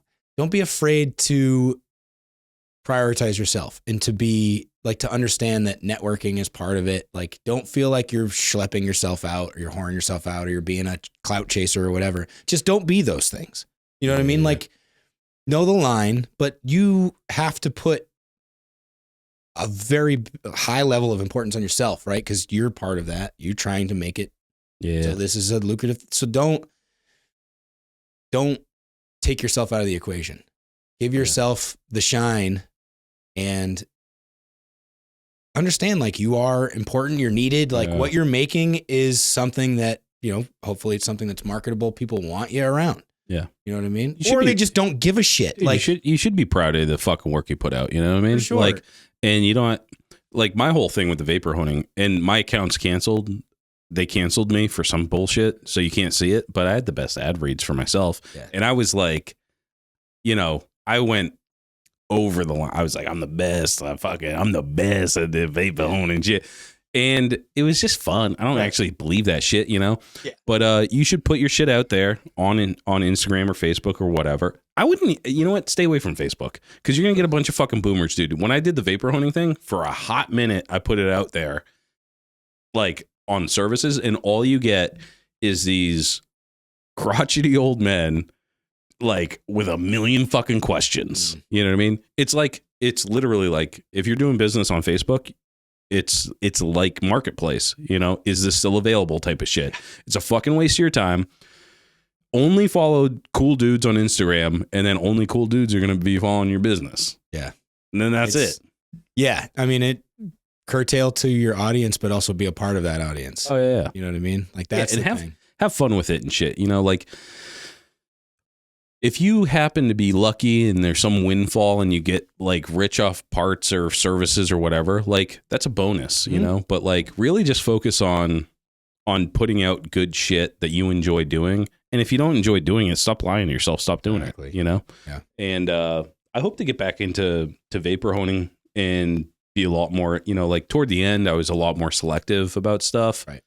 And I would love to have the time to do it, but I only have enough time for this podcast and building bikes now. Right. And I have 2 down there I haven't fucking touched. Yeah. I'm building tables and shit, you know, but I'm done. I'm getting back into wrenching because I miss it. Good. And I can't wait to fucking get back out when this goddamn winter ends, get back out on a goddamn bike. Yeah, man.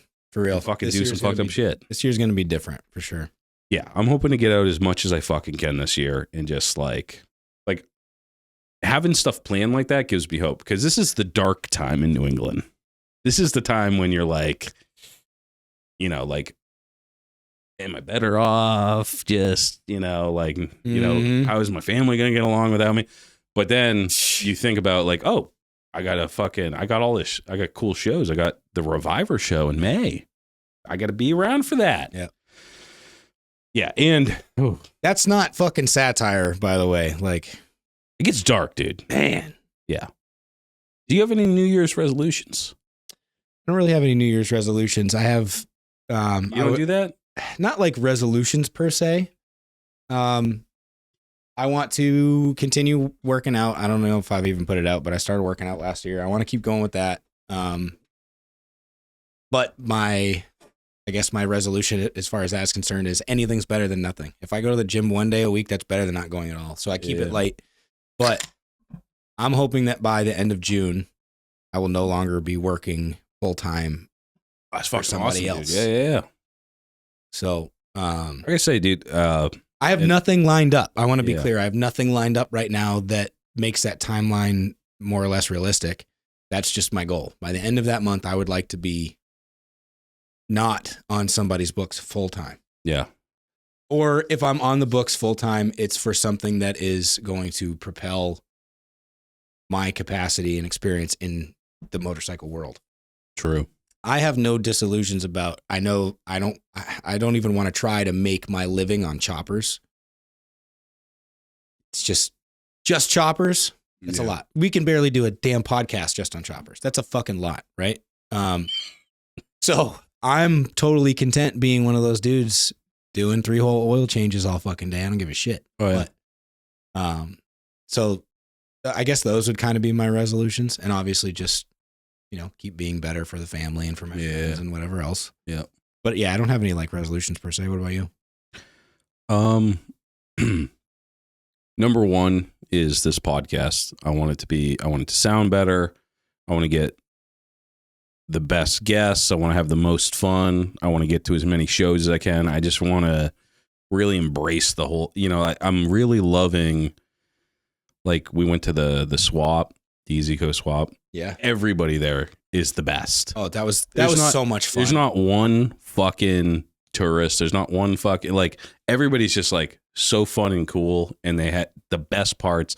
I just want to give the chopper culture a big old hug. Dude, that swap meet is what that felt like. Yeah. Maddie and I were talking about it because Chopper Fisher rode with me. But that, I needed that swap meet so bad, man. I really did, like, more than I thought. When I left, it was like, Yeah. Just like having the grease on your hands and fucking playing with making parts. wheels and shit. It was cool, got that man. fucking lamp there too.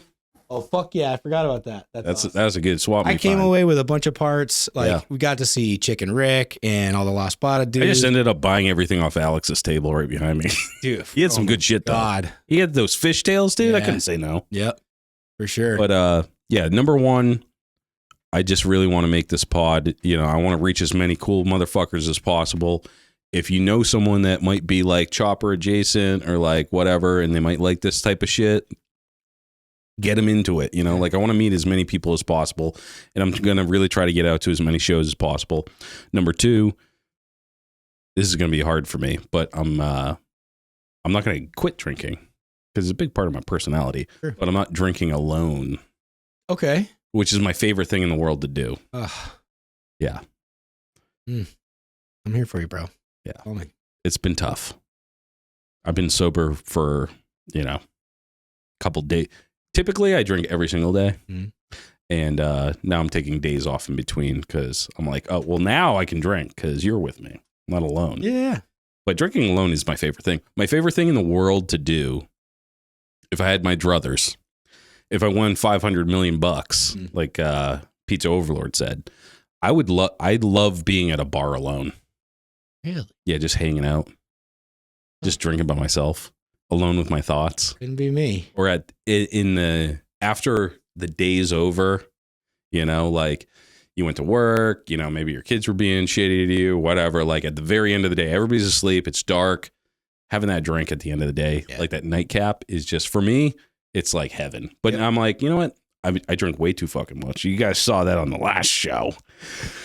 But that was drinking alone is it's not healthy for you mentally, I'll tell you this, if you stick with that, dude, you will look like a different person. Oh yeah, dude, for real. It alcohol falls the fuck off, man. Yeah, it's crazy. I eat amazing, dude. I don't eat candy. I don't drink soda. All this weight is all alcohol. All of it. Yeah, dude, it's It's crazy how quickly the shit just melts off when you stop putting that fucking beer in your belly. And you get a lot more shit done. Yeah. You know, I don't, because I started smoking weed instead. But yeah. See, I'd like to start smoking weed like exclusively. I probably should. It would be way healthier. And the weed that they have nowadays is just so fucking powerful. you can get all sorts. Either way, we don't have to get into all that. But I can get you. I can get you a 5-pack of joints that will not knock you. I need some like mellow shit. Yeah. Just to mellow out. Just like, you know, just. I love smoking too, by the way. I love the taste of weed. I love smoking in general. You know, if cigarettes weren't cancerous, I would smoke 3 packs a day. I miss smoking so fucking much. That's on this goddamn that's on my list this year. I'm wearing a patch. You're wearing a patch? Working on it. Yeah. You're wearing a patch and you're smoking? Yeah. Doing a podcast, bro. Yeah, dude. But yeah, I'm trying to quit those fucking things. Yeah, dude. Fucking cigarettes are like have to be the worst for your body. They gotta be. Yeah. I mean, I drift in and out. I gave up cigarettes completely. I do the cloves every once in a while, you know. Yep. Which is like probably not good for you too, but nothing's good for you. You gotta have a couple of vices. I was gonna say I can't go through this life sober. Yeah. It just sucks. We got a few more questions, by the way. Do we? I'm pretty sure. I can't see them. They're not coming up. What's the plus? Is the plus more? Oh yeah. You probably can't see it because the phone. Yeah. Oh yeah. Fucking A. Okay, here we go. Here we go. You said something that reminded me of another question. I was like, fuck, we didn't answer that one. Where'd they go though? What was the last one we did? Did it just rearrange everything? Oh, here they are. Oh, okay. Fuck. Oh yeah. There was a lot. Okay.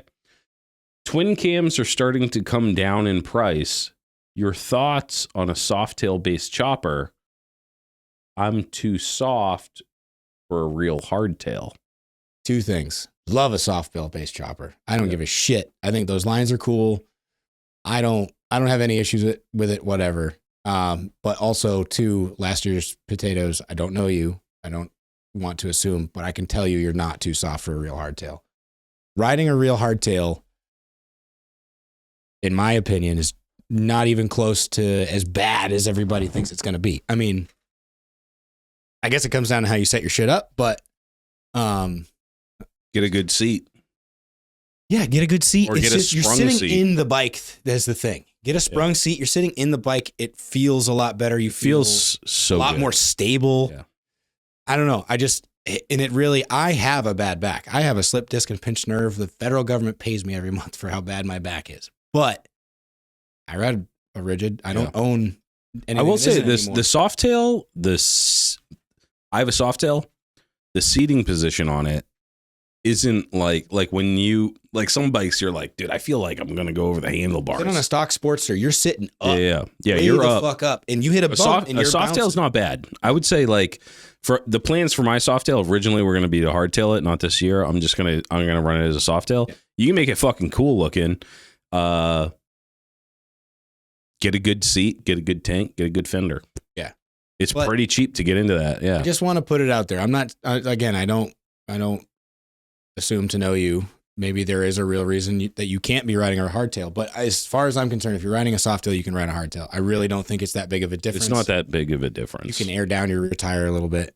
You know what I mean? And yeah, there's things the biggest thing that you can do on a hardtail is get a good seat. Yeah, for sure. If you have extra cushion, like I've had no seat, like the coolest looking seat, the worst feeling seat. And once you get a good seat, you're fine. And and the other thing is too, dude, mid pegs. Yeah, you don't need rear suspension. Right. If you have mids, dude, you can just stand up. And I live in the shittiest part of New Hampshire, dude. Like it's fucking rough out here with the fucking frost heaves and the dirt road and shit. Yeah. Like it's washboard, you know. But yeah, I'm all about the Softail chopper. Yeah, I think it looks sick. I think it looks good for sure. Yeah, so you can keep it soft. Excited for this one. Oh wait, we got someone with a blue check mark. That's my boy Chris, the Mr. SOS. All right, you read it. All right. Chris says, what's with the anti-swing arm rhetoric? He's talking to Rhino. I believe it was one of the first few episodes with that wicked pissa motherfucker Dan. Chris is from Canada. He thinks we have accents. And you were saying only rigid bikes are choppers. You were saying that. Swing arm bikes can be too. They're more work to make into something cool, but stripping off the crap and making it lighter, faster, and cooler is the whole basis of what a chopper is. Change my mind. I would say to that, in my humble opinion, it's not a chopper unless it's hardtailed. I think that you can have a cool bike, but if it's not chopped on the rear end, I don't think it's a chopper. I'm going to pull up a bike right now. I'll show you folks the bike that I'm referring to, and I'm going to have Rhino tell me right now on the podcast that this isn't a chopper.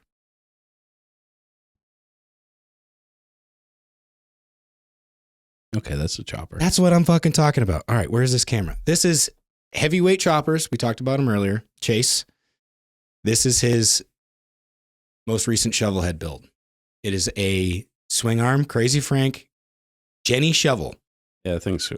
This is, you can't tell me this isn't a chopper, whether or not it has suspension.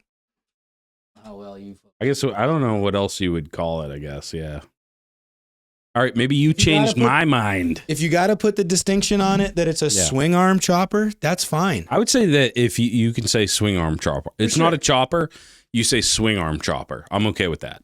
I think you can call it a chopper if it fits the general aesthetic and design cues of what is a chopper, right? I'm not saying going and getting a fucking 2002 Sportster and putting a fucking tank lift and I'll tell you what, someone else made sissy bar on it makes it a chopper. You know what? That's not what I'm saying. What I will say though is that'd be cooler if it had a hardtail. I don't know that it would. I think it'd be cooler. I don't know. I really don't think that it would. All right. That bike is, as far as a swing arm bike is concerned, that one, I hold no distinctions between that and any rigid bike. And you know what? I'm not anti swing arm or anti soft tail or whatever. Like I just said, I'm going to have a soft tail. Right. I'm not gonna call it a chopper though. I don't consider it a chopper. I'm not an authority on the subject. Right. I think that a chopper, you have to chop it and hardtail it, but here's the thing is, like the older bikes, they were hardtail from the factory, right? So, you know, it's all semantics. I don't really even care. You know what I mean? Like chopper, not chopper. I don't give a shit. Right. That's a cool bike. I'd call it a chopper. He did all the work himself. It's fucking awesome. It looks awesome. I'm not anti swing arm either. I just personally, I like hardtails better. I think they ride better. Yeah. I think they look cooler. And I'm not a big fan of the Crazy Frank seat or whatever, you know, the Crazy Frank fender or whatever. Yeah, I wouldn't do it for myself, but also I'm not going to poo poo on it because it does look cool. Yeah. You know, just not for me, not my cup of tea. Right. For sure. So that bike, that style of bike is chopper to me. Yeah. I'd put that in the show and I would confidently call that a chopper. Everything else about it is chopper. Right. You know, I don't have like a hard line, I guess, you know? Yeah, for sure. And not for nothing, the majority of it, just in this scenario, is you usually are busting balls about swing arm or not. Yeah. It's not like you're fucking not welcome. You know, you're not outing people or whatever. And Chris is busting your balls too. Yeah. Okay. So. And that, like, dude, again, Chase runs circles around me as far as bike building goes. And if he calls it a chopper, I'm not going to correct him. I'm not going to go, oh, that's not a chopper. Mm-hmm. It's a chopper. It's whatever you call it. You know what I mean? Yeah, like if you think it's a chopper, it's a chopper. Right. I'm not, again, I don't have any certifications to make me an authority on the subject. Right. To me, I think that if you have a swing arm and you chop it off and you put a hardtail on it, it's a chopper. Yeah. Period. For sure. Because that's what about an aftermarket frame? Yeah, same thing. It's a chopper. Yeah. You didn't chop shit. Yeah, but it's an you have to pony up the dough for an aftermarket fucking hardtail. Yeah. I mean, you have to put some work into it. Yeah. But then again, that's the thing for me is you have to meet the like I said, the design aesthetics and the you know, the way the frame flows and whatever else. It has to look like a chopper. To me, you have to like someone has to have done a bunch of work to it. Yeah. That's what I mean by you can't just put a tank lift in a $60 sissy bar from Lowlife Customs on your Sportster. Like if anybody gives anybody shit about whether it's a chopper or not, don't hang out with that guy. 100%. You know what I mean? Don't Like, need those I would people. never give anybody a hard time if someone's like, "Yeah, this is my fucking chopper," and it had a swing arm on it. I would be like, "That's not because it's a fucking swing arm." Right. Just be cool, dude. Just chill the fuck out. It doesn't even matter. Yeah. Doesn't even matter. It goes back to what Fish was saying. That's why I like this stuff, because it doesn't fucking matter. You're building the bike, or you buy the bike, whatever, have it built. Yeah. Dude, that's you. That's not everybody else. Just There's nothing like it in the world. Anybody that gets caught up in that shit, it's like, dude, if my grandmother had fucking wheels, she'd be a bicycle. Yeah, exactly. I don't give a fuck. I've seen that. Oh yeah, dude. Yeah. So yeah, for sure. Fuck anybody that gives you shit about it. Yeah. I do it like in jest. You know what I mean? For sure. Like, yeah. I think it's fun to be like, oh yeah, you didn't hardtail it. It's not a chopper. What are the replies on that? Oh fuck. Iron Mule. If you ever said, I don't know if this piece of shit is going to make it, you're riding a chopper. Yeah, good point. So that's a good point. Yeah.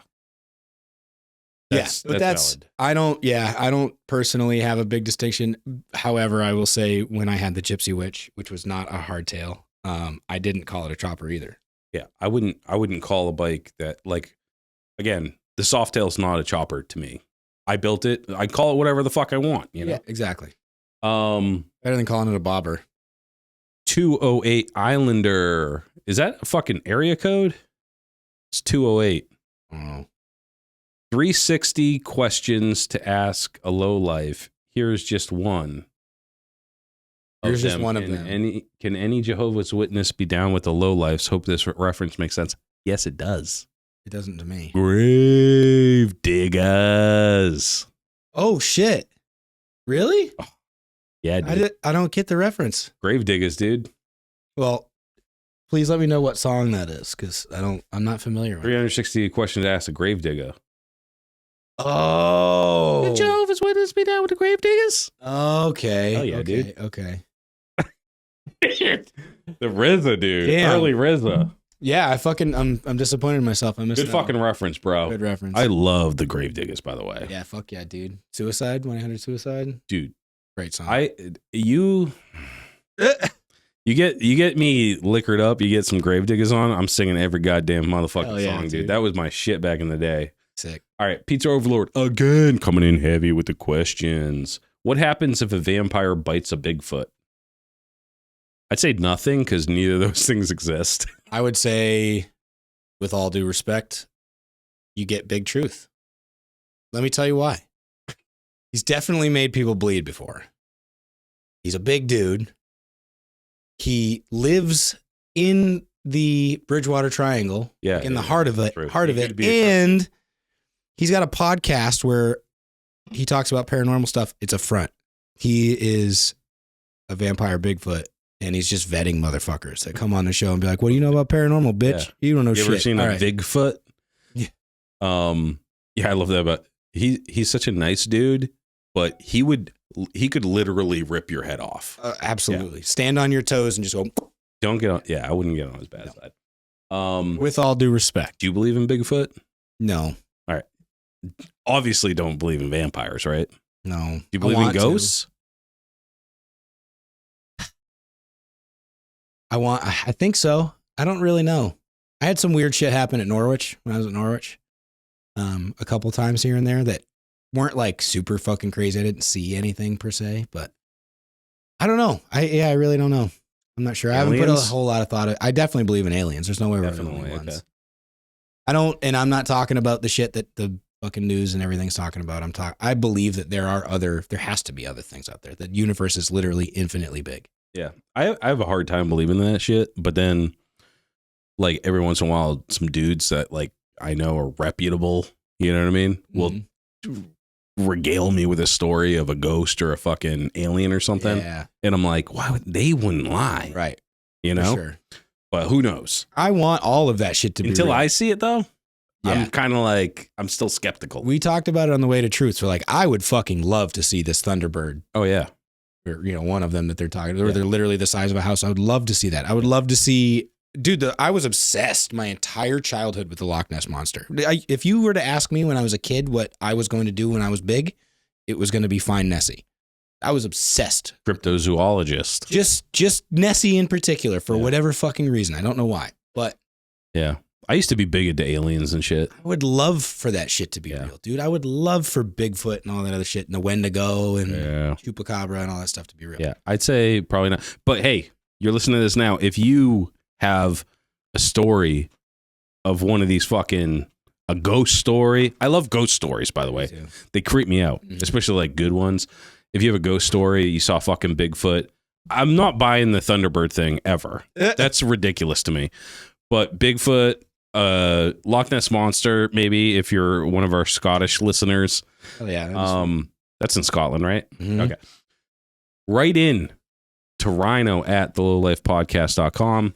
Tell us your story. I'll read it live on air. Or if it's fucking really good, I'll fucking have you on air, okay? If it's really good. You got a good ghost story, dude? I would love to do a ghost. Or we'll refer you to the Big Truth podcast or something. I would love to do a ghost. So ghosts in aliens are probably the most probable thing I can think of. Like all these other things like Chupacabra and skinwalkers and shit. Yeah. I'm not buying it.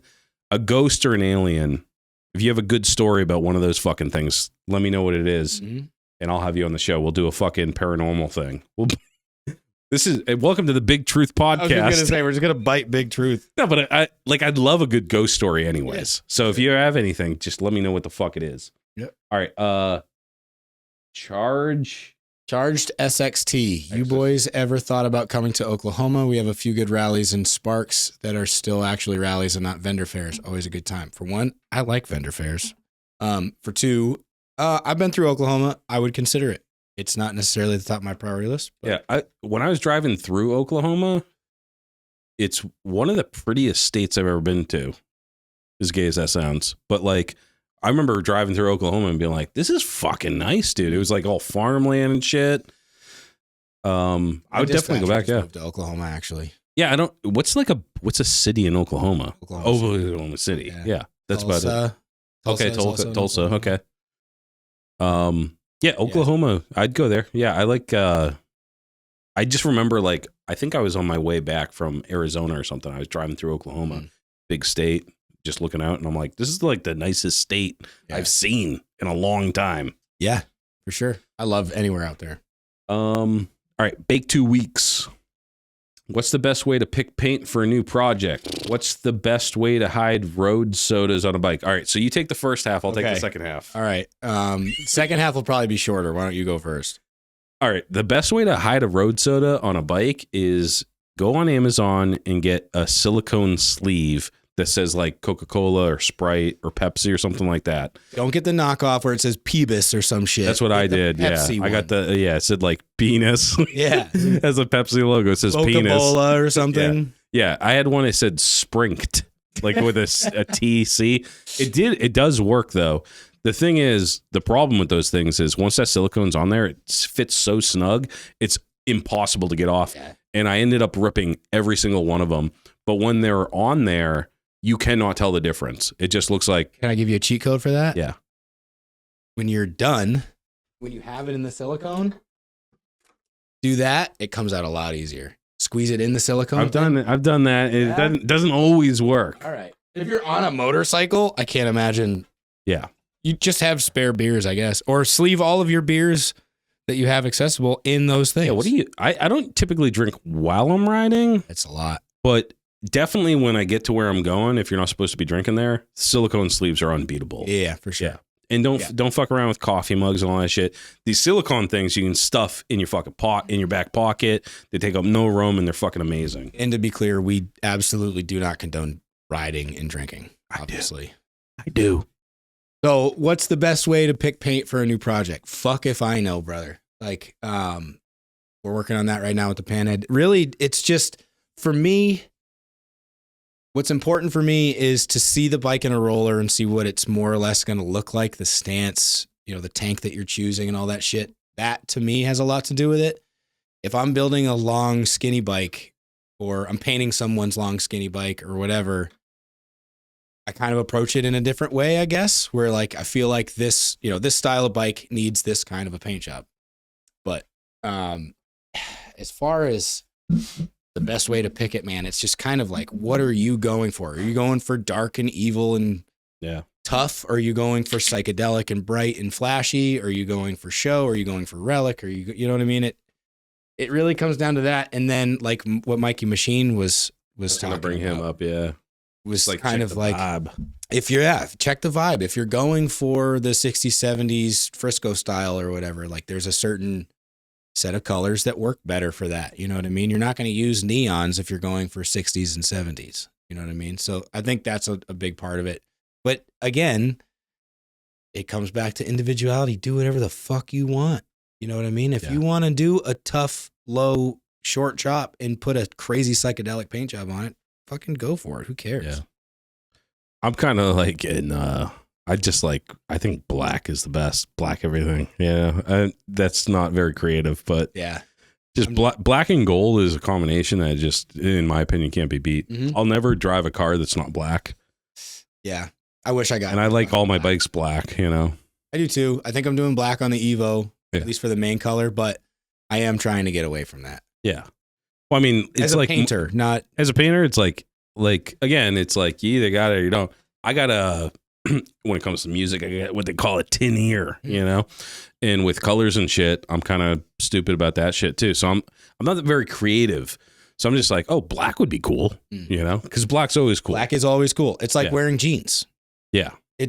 Everything goes with jeans. Everything goes with black. You put black and then pick a color that you like, another color that you like, and do that color in You can go any color in black. Yeah, you can go black. fucking periwinkle blue in black, and it looks good. Yeah. Absolutely anything. So, yeah, it's a good place to start. And obviously, with choppers, black is the most pervasive color that you see.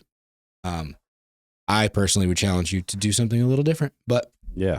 Just trust your painter. Just give it to them and be like, yo, Yeah. what looks good?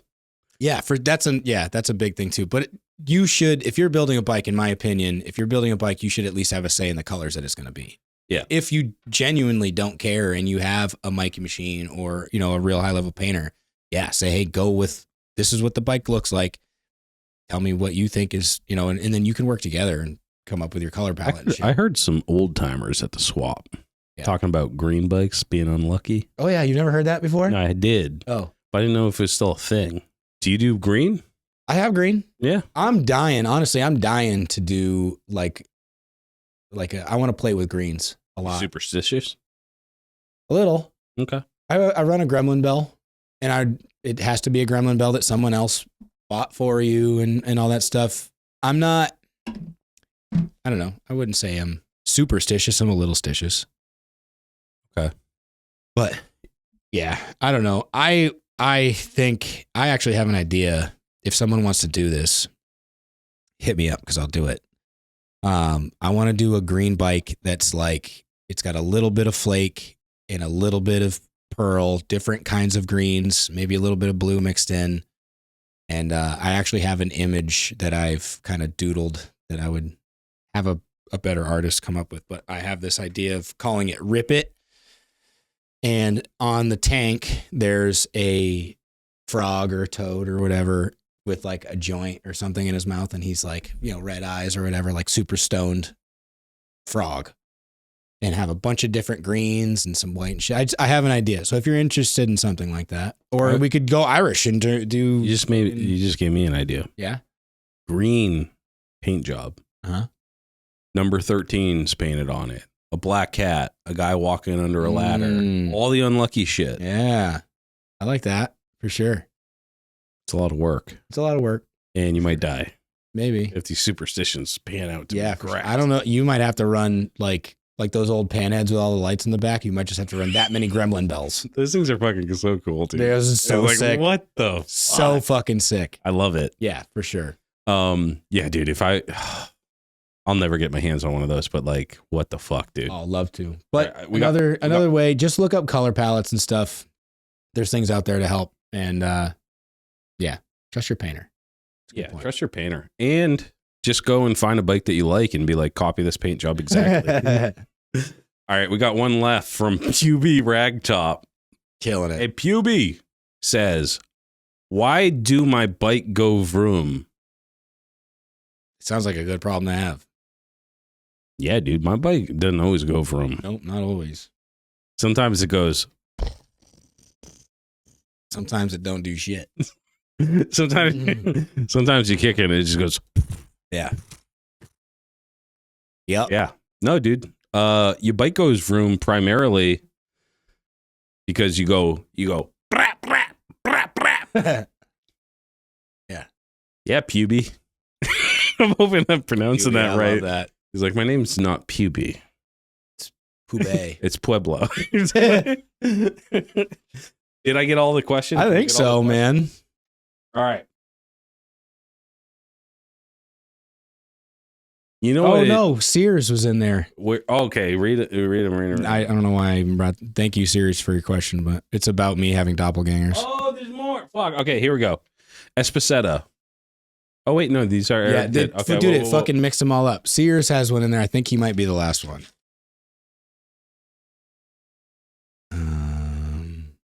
I have to keep on hitting the plus. That's the only one left. So is it? Sears asked how many doppelgangers I have.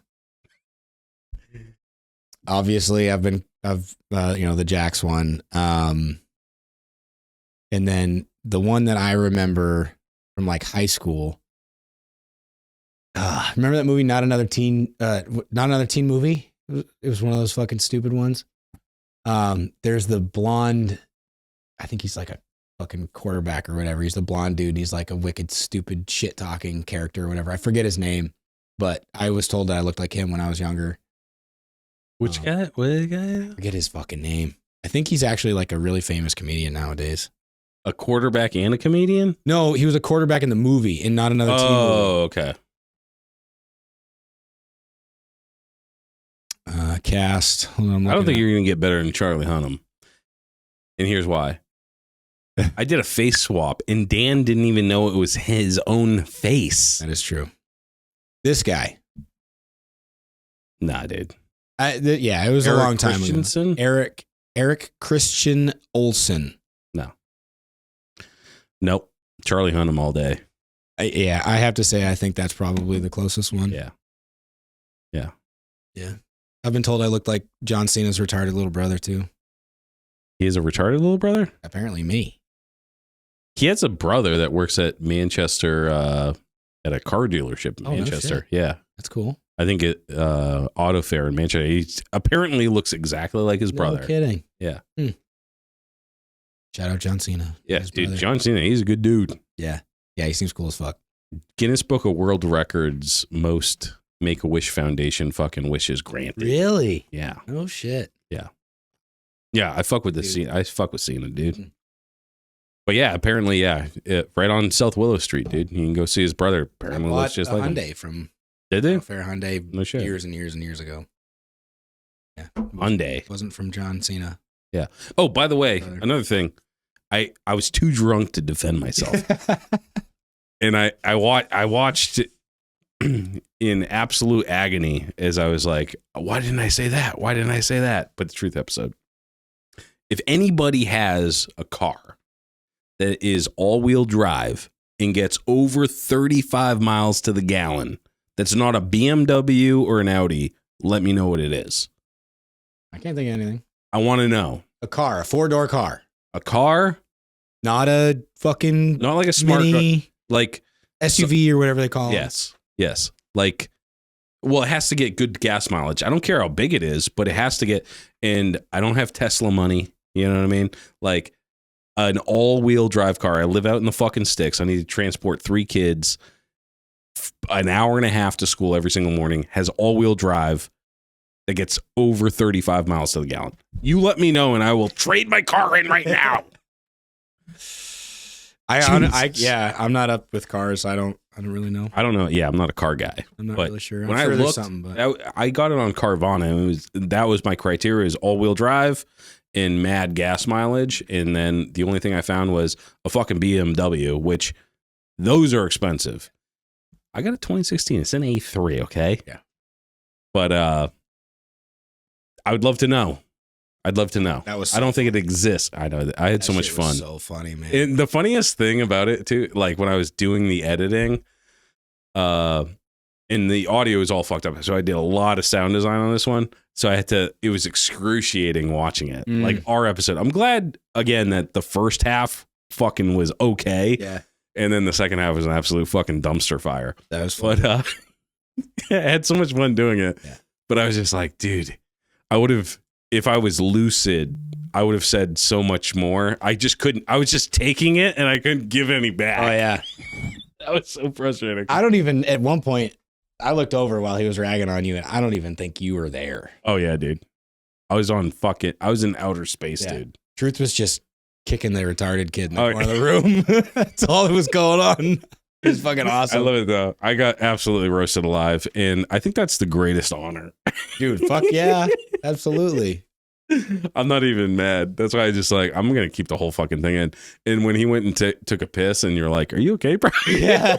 I know. I was wicked glad you left that in. That's fucking hilarious. And when you stood up, I go, if you knocked that fucking bike over, you guys didn't see it, but he almost knocked the fucking bike over. I had a hard time. Yeah.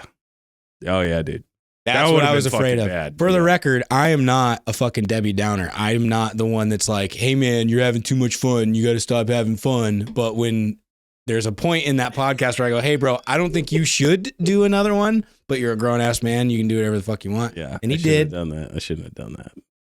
At that point, it was kind of like I was sucking wind. I didn't have anything left. I had no gas left. But yeah, dude, props to you for driving me safely. Always. I got home safely. I wasn't drunk by the time I went home. Yeah. So always. Rhino had a nice little nappy. I took a nice little nap. Yeah. He was asleep by the time we got on the highway. Oh, yeah. Oh, yeah. I need a CPAP machine. You do. Faux show. I can tell you for a fact. Yeah, dude. I'm not a doctor. Yeah. Yeah, it's bad. Yeah. It's like you can tell that like your airway is getting blocked. The way that you like gurgle when you snore. Oh, yikes. Yeah. Yeah. My doctor was like, hey, you were sleeping like this. So like he wanted me to go to like one of those sleep studies to like do the monitoring and shit. And I was like, no, I'll be fine. But I should probably take him up on that. Yeah. Maybe next year. New Year's resolution 2026. There you go. All right, we got to shut this motherfucker down. Dude, how long have we been doing this for? I don't know. 2 hours? Up first, we got Steve over at Deadbeat Customs. Steve's all about grassroots motorcycle riders. Take it upon themselves to build and customize their bike. They offer parts for all Harley-Davidson models and also offer custom parts for choppers, bobbers, trackers, and cafe racers. When it comes to building custom motorcycles, they carry the best brands available. Go visit their brick and mortar store in Tewksbury, Mass, or at deadbeatcustoms.com. Remember to enter code LOWLIFE at checkout to save some money. Next, we got Lowbrow Customs. Tyler and his team not only work hard to supply motorcycle enthusiasts with cool parts from small shops all around the world for over 20 years, but they also keep innovating and creating new parts and accessories, getting them out on the road. They are the #1 source for custom and chopper parts for your motorcycle. Go visit lowbrowcustoms.com.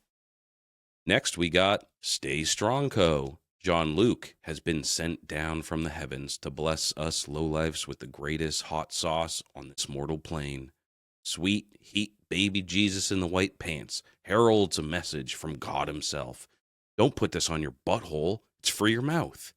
The shits, and the hotter than hellfire Lowlife chopper sauce.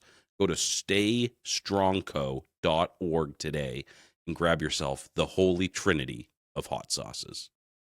Next, we got Oxford Code Choppers. Chris, the original bad boy bombaclat from Oxford, Connecticut. Frame restoration and repair, handlebars and hardtails, hard parts for hard men. His hardtails are TIG welded and installed in-house. Made from USA-made steel, he is your man for the hardest shit to hit the East Coast since Hurricane Bob. Find him on Instagram at oxfordco.choppers. We got to do a quick buddy check. Good call. If you're not here, I forget to do the buddy check. Yeah. So we're going to do a quick buddy check, guys. Check on your buddies, especially if it's cold as a witch's titty and you're in the Northeast, because right now it's very dark. Yep. People are dealing with some shit. Oh, yeah. Or obviously LA, or if you, nowadays, fuck, dude. If you live in America, check on your friends, because we're all hurting. Yeah.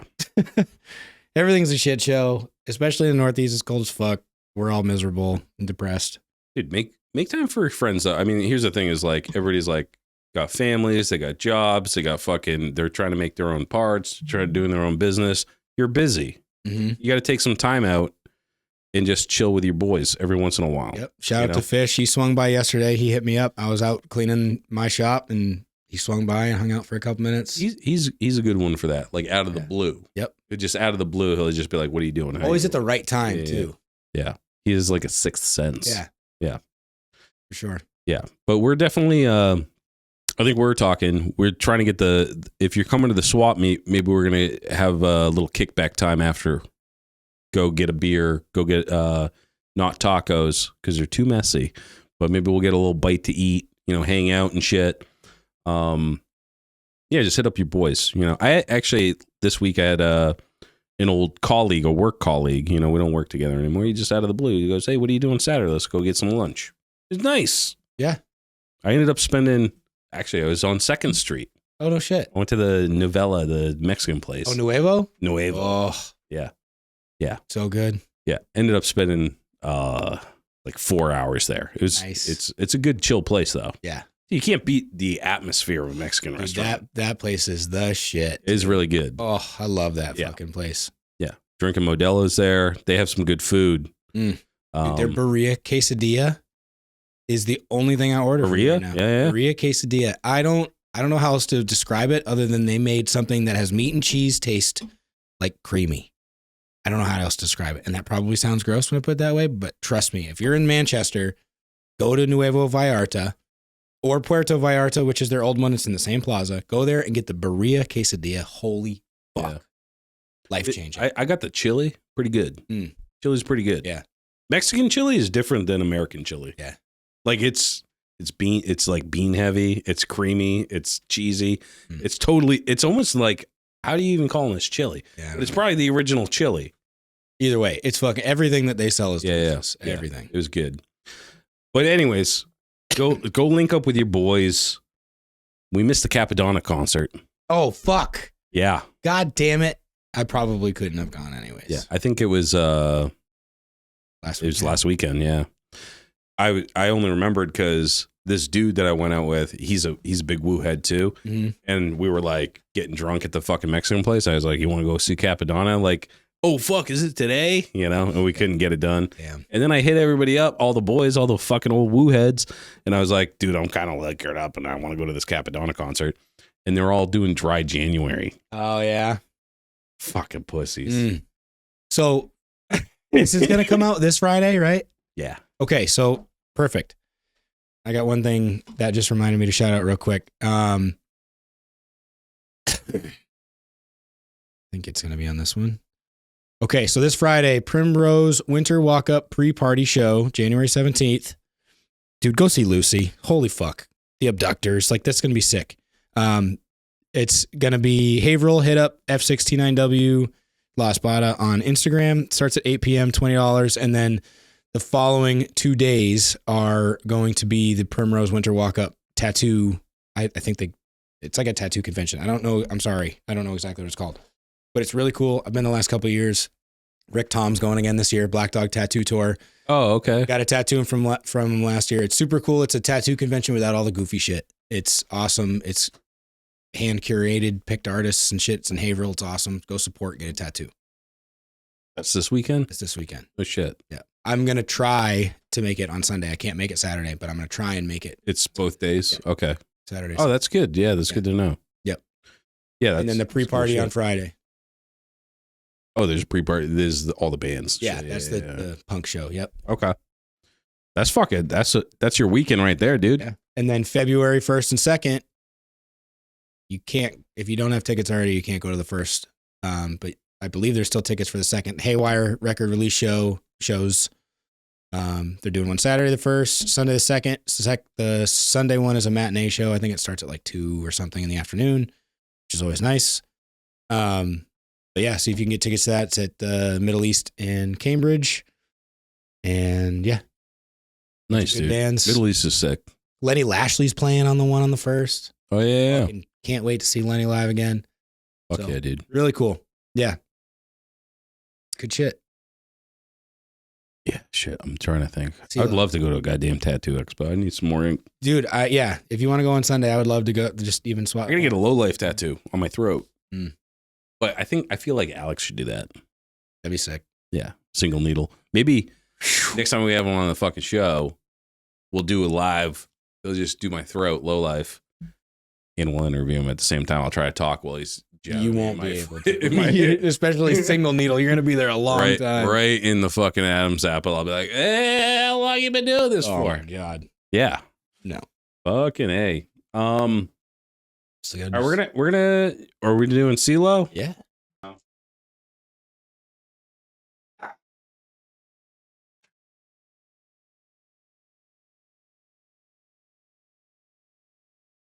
Before.